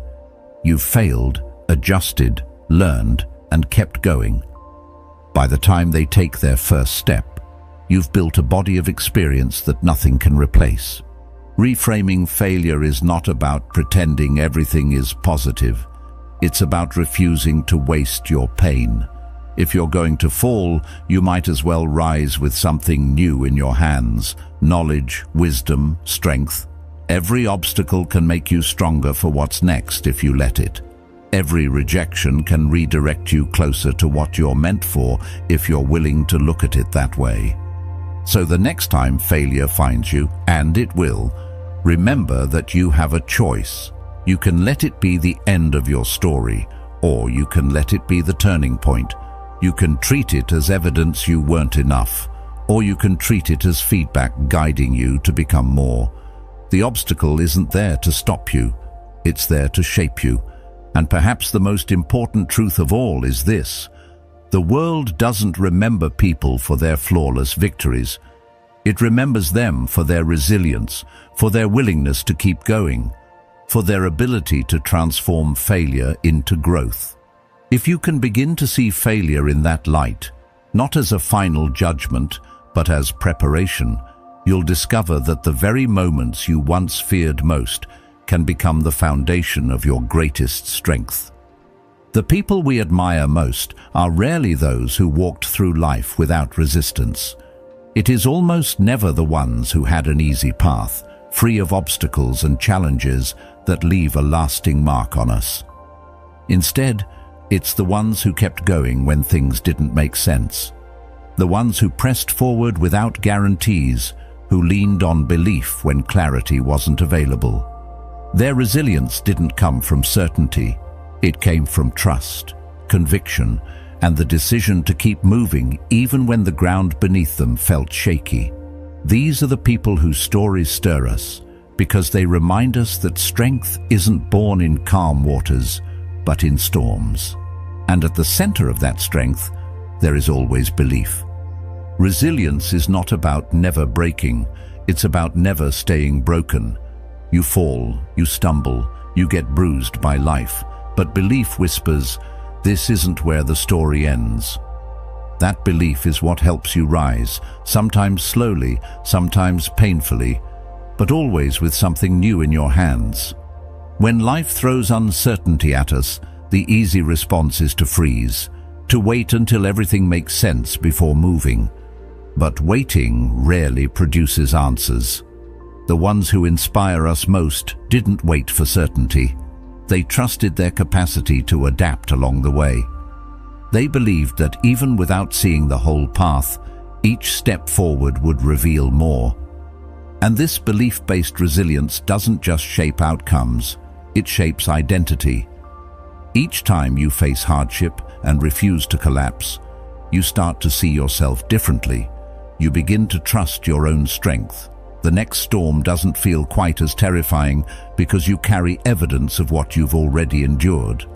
That evidence becomes belief, and that belief becomes resilience. It's a cycle, but it begins with the decision to move rather than surrender. Think about someone you've watched endure hardship.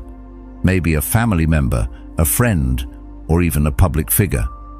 What struck you most wasn't that they had all the answers, but that they didn't give up. They embodied a kind of faith, not necessarily in a specific outcome, but in their ability to find a way through. Their belief wasn't naive, it was practical. It gave them the strength to stay in the fight long enough for things to turn. And in witnessing that, you were reminded of your own capacity to endure. Resilience doesn't just lift the person who carries it, it lifts those who see it. But belief isn't something you just stumble into, it's something you practice. It's choosing again and again to interpret difficulties as preparation rather than punishment. It's remembering that rejection might be redirection, that setbacks might be setups for something greater. And resilience built through belief has a quiet authority. It doesn't shout or demand attention. It carries itself with steadiness that others can feel. This is why resilient people are often the ones others look to in chaos. Their calmness isn't because they know the outcome.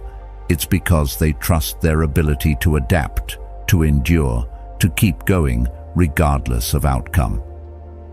What's powerful about this mindset is that it doesn't require extraordinary talent, intelligence, or resources. It requires belief. Belief that your story isn't over when things go wrong. Belief that even in pain, something valuable can be found. Belief that setbacks are temporary and growth is permanent.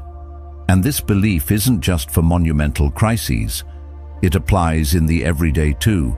The small frustrations, the disappointments, the moments when nothing seems to be working. Each time you practice resilience in the small things, you prepare yourself for the larger storms. Of course, none of this means resilience makes life easy. Struggles still hurt, losses still sting, uncertainty still shakes you. But resilience doesn't remove the storm. It gives you an anchor within it. Over time, this way of living transforms how you see yourself. Instead of asking, "Why is this happening to me?" you begin asking, "What is this making of me?" That subtle shift is the essence of resilience. It changes your relationship with hardship. Instead of being something you merely survive, it becomes something that shapes you into someone stronger, wiser, more capable. And resilience spreads. When others see you endure with belief, they gain courage to do the same. Your presence becomes proof that survival and growth are possible. You don't need to give a speech or offer advice. The way you carry yourself becomes the evidence. You become a living reminder that resilience is not about certainty, but about belief. And in a world where fear spreads quickly, that kind of belief is contagious in the best possible way. The people who inspire us most are the ones who embodied this truth. They weren't immune to pain. They weren't spared from loss. They weren't given clear answers. But they chose to keep moving anyway, to trust that the next step would lead somewhere meaningful. And in that choice, they built resilience, not just for themselves, but for everyone watching. So when your own path feels heavy, when the ground feels unsteady, remember this. Resilience doesn't require certainty. It requires belief. Belief that you can take the next step. Belief that obstacles can become the way forward. Belief that you are being shaped, not destroyed. And each time you act from that place, you strengthen not just yourself, but everyone who crosses your path. Because resilience, built through belief, isn't just survival, it's transformation. It's the decision to keep becoming, even when life doesn't make sense. And that decision is what makes you unshakable. The strongest people in life are not always the ones who speak the loudest, who push their presence into the room, or who make themselves impossible to ignore. Strength is not always noise. Often, true strength is quiet. It's steady. It's the person who doesn't have to prove themselves in every conversation because their presence speaks louder than their words. The quiet authority of steadiness is a rare quality, but when you encounter it, you feel it instantly. It changes the atmosphere of a room. When storms rage around them, they don't flail or panic. They remain anchored, and in their steadiness, others find their own ground. People who embody steadiness live as if this is true. They may not see the order yet, but they trust it exists. While others get swept up in the chaos of fear, outrage, or uncertainty, they stand still, and their calm becomes a mirror that reflects possibility back to those around them. It isn't that they are unaffected by life. They feel the sting of setbacks, the weight of loss, the uncertainty of the unknown. But they refuse to let those feelings dictate their posture. Their authority comes not from control over others, but from mastery over themselves. This kind of authority doesn't need to be demanded. because people naturally gravitate toward it. Think of moments when things fell apart at work, in your family, or among friends. Panic spreads quickly. Emotions spiral. People look for someone, anyone, who isn't drowning. And when they see someone steady, someone grounded, they cling to that presence, not because that person has all the answers, but because they carry themselves as if the answers can be found.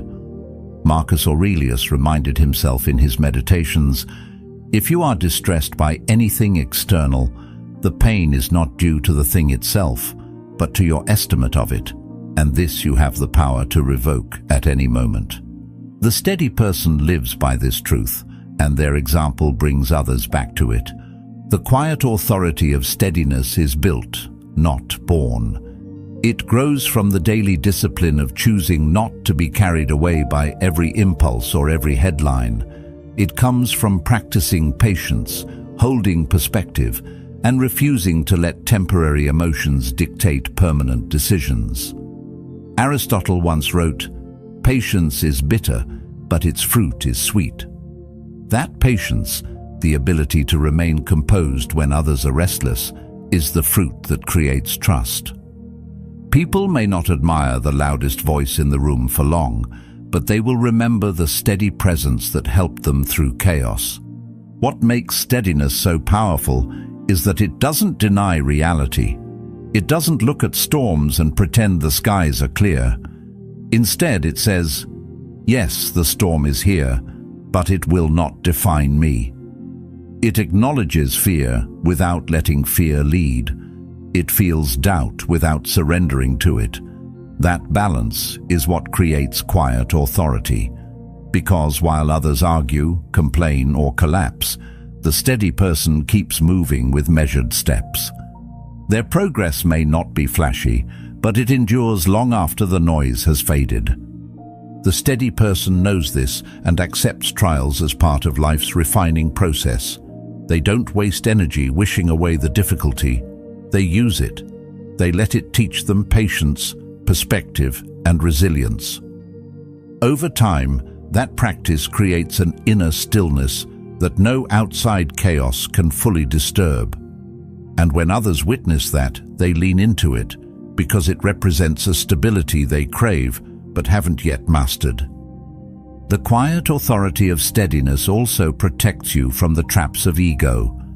Loudness often comes from insecurity, from needing to prove something to the world. But steadiness needs no performance. It is not about being admired or recognized.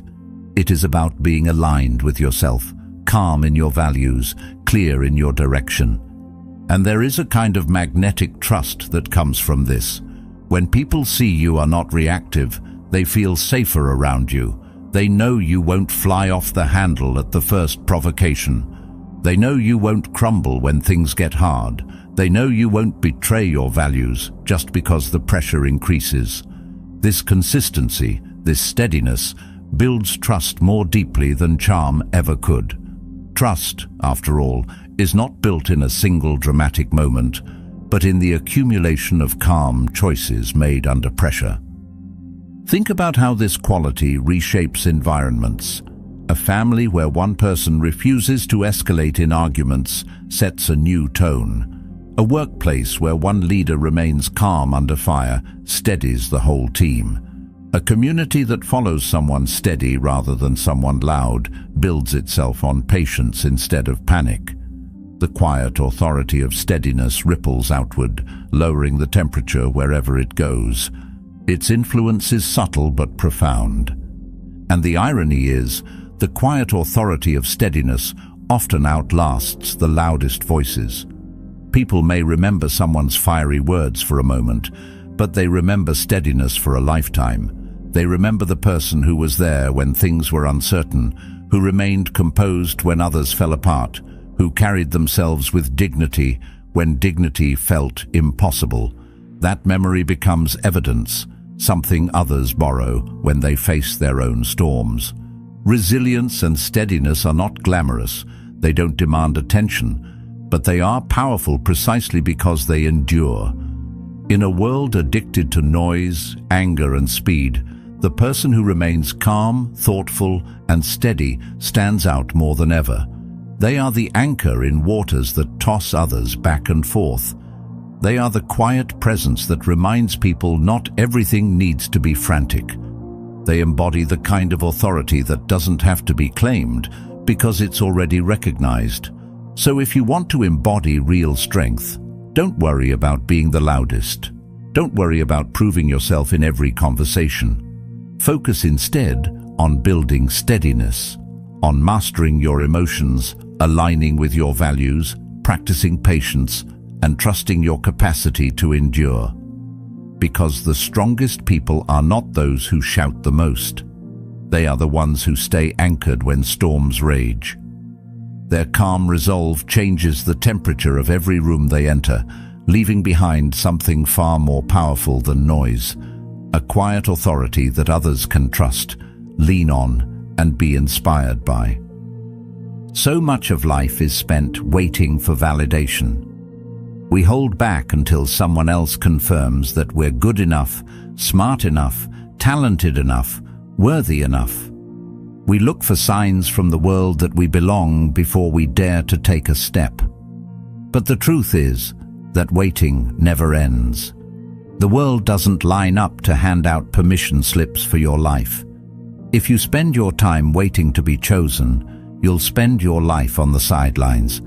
At some point, you have to stop waiting for proof and become your own evidence. You have to let your actions, your persistence, your courage be the undeniable facts that no one can take away from you. Think about how we often measure ourselves. We tell ourselves, if I succeed in this job, then I'll know I'm competent. If this relationship works out, then I'll know I'm lovable. If this project gets recognition, then I'll know I have value.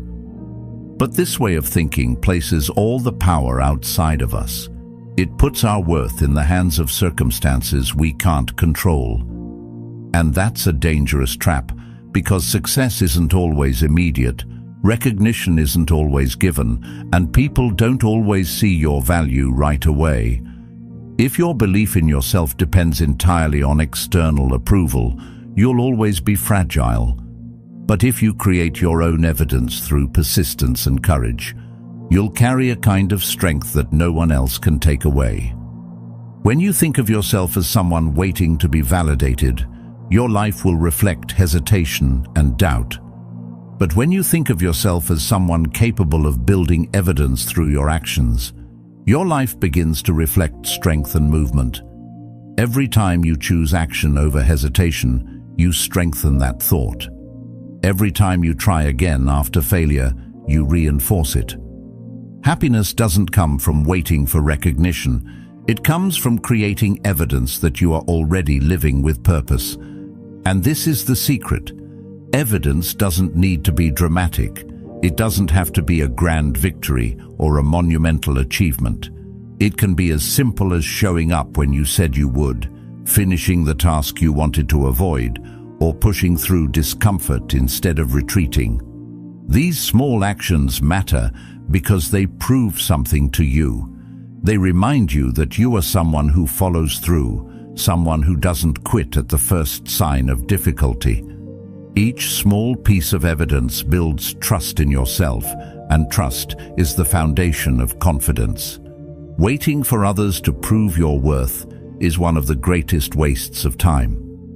The minutes, hours, and years you spend holding back could have been spent building evidence. Imagine how much stronger, how much more resilient you would be if every moment of doubt had been answered with action. Instead of wasting energy waiting for permission, you'd be building momentum. You'd be creating a trail of proof that says, I am capable because I've acted. Of course, building evidence for yourself doesn't mean ignoring failure. It means reframing failure as part of the evidence. Every rejection, every misstep, every mistake is proof too. Proof that you dared, that you learned, that you survived. Failure isn't the absence of evidence, it's one of the strongest forms of it. Because every time you rise again, you prove that your belief in yourself is bigger than any setback. Becoming your own evidence also changes the way others see you. People aren't inspired by words alone. They're inspired by presence, by consistency, by the way you live when life is difficult. When you embody resilience, people feel it. They see in your example the permission to believe in themselves. Your evidence becomes a kind of shared strength. Without even realizing it, you become the proof that others lean on when their own belief wavers. That's why your courage matters not just for you, but for everyone watching. It's easy to underestimate the ripple effect of this. You may think your actions go unnoticed, that your persistence doesn't matter to anyone else. But the truth is, people are always watching. Friends, family, co-workers, even strangers. And when they see you persist, when they see you carry yourself with quiet conviction, they gain courage of their own. Your evidence becomes their evidence. Your example becomes the proof they borrow when they need strength. This doesn't mean the journey is easy.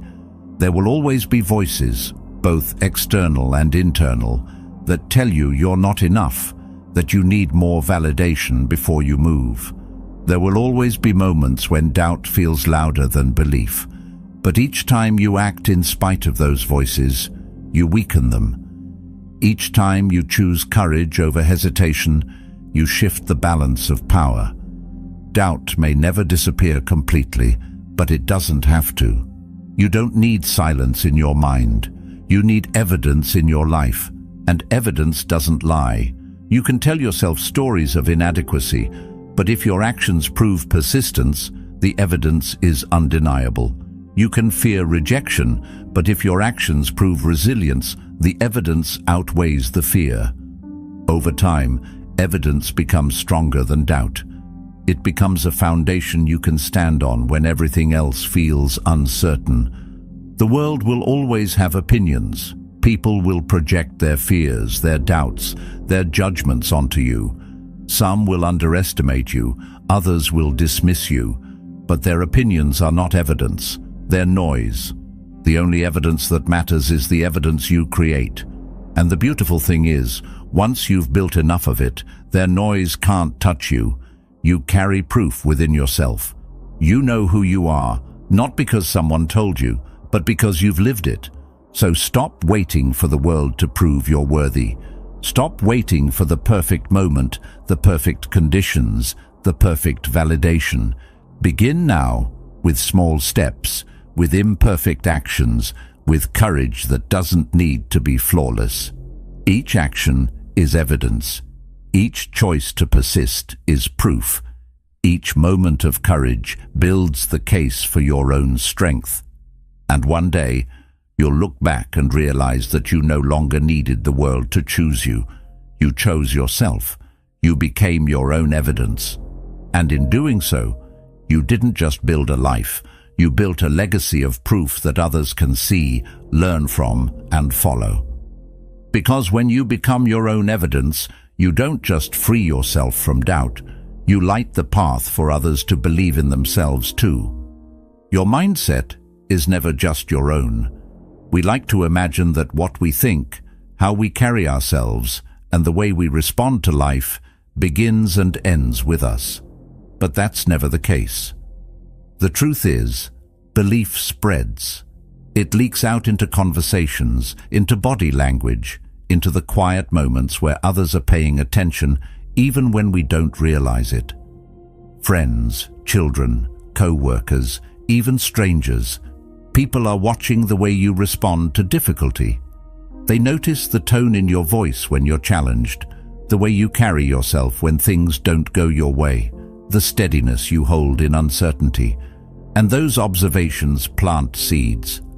When you act as if things always work out, you create ripples of possibility for everyone around you. You become a reference point, a model of what's possible when someone chooses to lead with belief instead of fear. Think about it.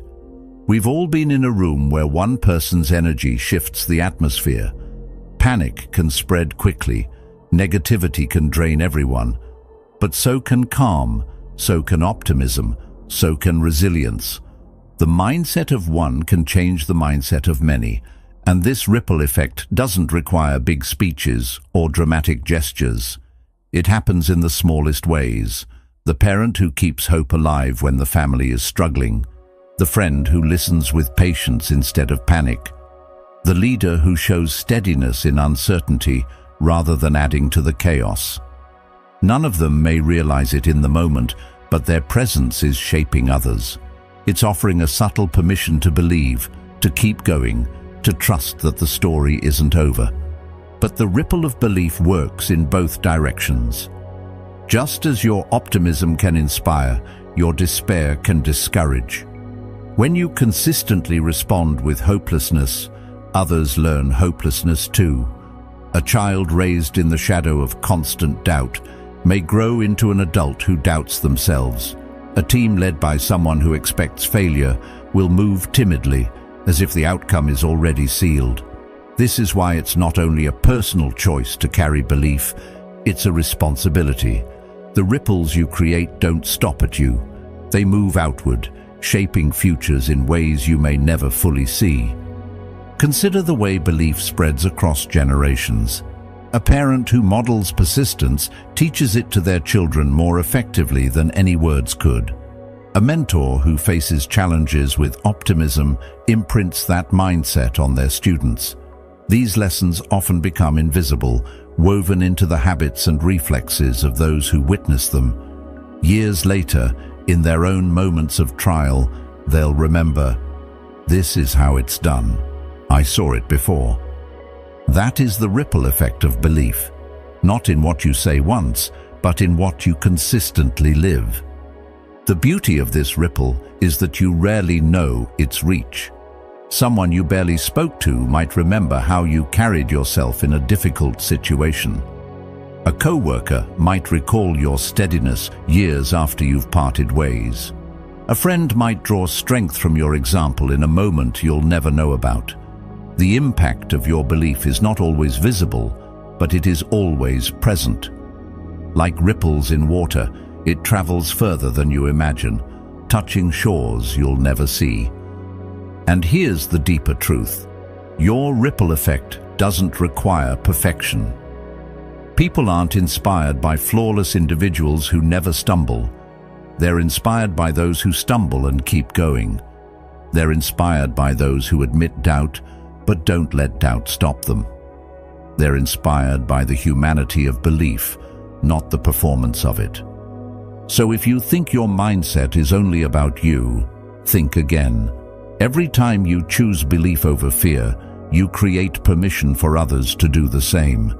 Every time you act as if things will work out, you steady someone else's trembling hands. Every time you embody resilience, you plant seeds of resilience in those who are watching. Your life is evidence, not only for yourself, but for everyone who crosses your path. The ripple effect of belief reminds us that our choices are never isolated. They radiate outward, shaping families, teams, and communities. In a world that so easily defaults to fear, your belief becomes an act of service. It steadies the rooms you walk into. It lifts the people who look to you. It builds bridges of possibility that others can walk across. And when you choose to act as if things always work out, you're not only transforming your own life, you're creating ripples that may one day transform the lives of countless others too. The story you tell yourself is more powerful than almost anything else in your life. It doesn't sit quietly in the background. It actively shapes how you move, how you speak, how you respond to setbacks. Stories aren't just thoughts. They are blueprints. They become the framework your life grows within. If you tell yourself a story of limitation, you'll live cautiously, shrinking from risk, certain that the world is against you. But if you tell yourself a story of possibility, of strength, of resilience, you carry yourself differently. You begin to walk with intention, to work with vision, to endure hardship with a deeper sense of meaning. That's why it matters to live the story you want to believe. Because in the end, belief isn't just an idea. It becomes a way of life. Think about how this works in practice. Two people face rejection. One says, "This always happens to me. I'm unlucky. I'll never succeed." The other says, "This wasn't the right fit. Something better is ahead." Same event, different story. And those stories will take them in completely different directions. One spirals downward, hesitant to try again. The other keeps moving forward, fueled by the belief that their path is still unfolding.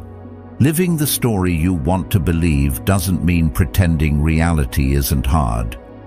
It doesn't mean ignoring pain or plastering a false smile over difficulty. It means framing those difficulties in a way that allows you to grow instead of collapse. And stories don't only affect how we interpret pain, they also determine how we pursue possibility. A person who carries the story that the best is already behind them will walk with resignation. Their energy will drain because they believe nothing ahead is worth the effort. But a person who tells themselves the best is yet to come walks differently. They work with anticipation, endure with patience, and rise with hope. That story fuels persistence. It creates momentum, and it changes not only how they experience the present, but also how they build the future. Aristotle wrote, "Hope is a waking dream." The story you tell yourself is either a dream that wakes you up or one that keeps you asleep. When your inner narrative is filled with fear, you sleepwalk through life, repeating old patterns. When it's infused with belief, you wake up each day with intention. You begin to live as if the story you want is already unfolding. You embody it before the evidence arrives. That embodiment is what brings the evidence into existence. It's important to understand that living the story you want to believe doesn't always feel natural at first. Old narratives cling tightly. Self-doubt feels familiar, even comfortable. Changing your story feels like swimming against the current. But over time, as you repeat it and act in alignment with it, it becomes second nature. Each choice you make in alignment with a better story strengthens it. Each step forward writes another line. And slowly, the old story loses its grip. And this ripple effect is why the story you tell yourself is so important. It doesn't only determine your path, it influences the paths of those who look to you. Your resilience can become their reminder. Your hope can become their anchor. Your story can give them the courage to reframe their own, which means choosing your story is not just a personal responsibility. It's also a gift you give to others. It's also worth reflecting on how stories shape identity. The story you tell yourself becomes the filter through which you see your potential. If the story is, "I'm unlucky," you'll interpret every setback as proof. If the story is, "I'm capable of growth," you'll see setbacks as practice. Over time, those interpretations become identity, and identity shapes action. Before you know it, you're living into the very story you've been telling all along. This is why living the story you want to believe is not about pretending. It's about alignment. It's about making sure the story in your head matches the future you want to create. The strongest people you've met are not necessarily those who avoided hardship. They are the ones who wrote a story that gave their hardship meaning. They endured not because life was easy, but because their story allowed them to see beyond the immediate pain. That's why we remember them. That's why their lives inspire us. They remind us that stories are not just reflections of reality, they are tools for shaping it. And in the end, every day is a page. Every choice is a sentence. Every belief is a theme. The story you're telling now is building your future line by line. If you want a different future, you have to begin with a different story. Not tomorrow, not when conditions improve. Now, because the story you live today is the foundation of the life you'll live tomorrow. So tell a story worth living and then live it. Live the story where setbacks are training. Live the story where rejection is redirection. Live the story where the best is yet to come. Because when you live that story, you don't just change your own life, you create a blueprint that others can follow, and there's no greater legacy than that. In the end, the story you live becomes the story you leave behind. Choose one that strengthens you, one that lifts others, one that proves resilience is always possible. If this message spoke to you, keep walking with us. Watch one of the videos on your screen now and carry the journey forward. Thank you for being a part of Stoic Journal, where together we turn philosophy into a way of life.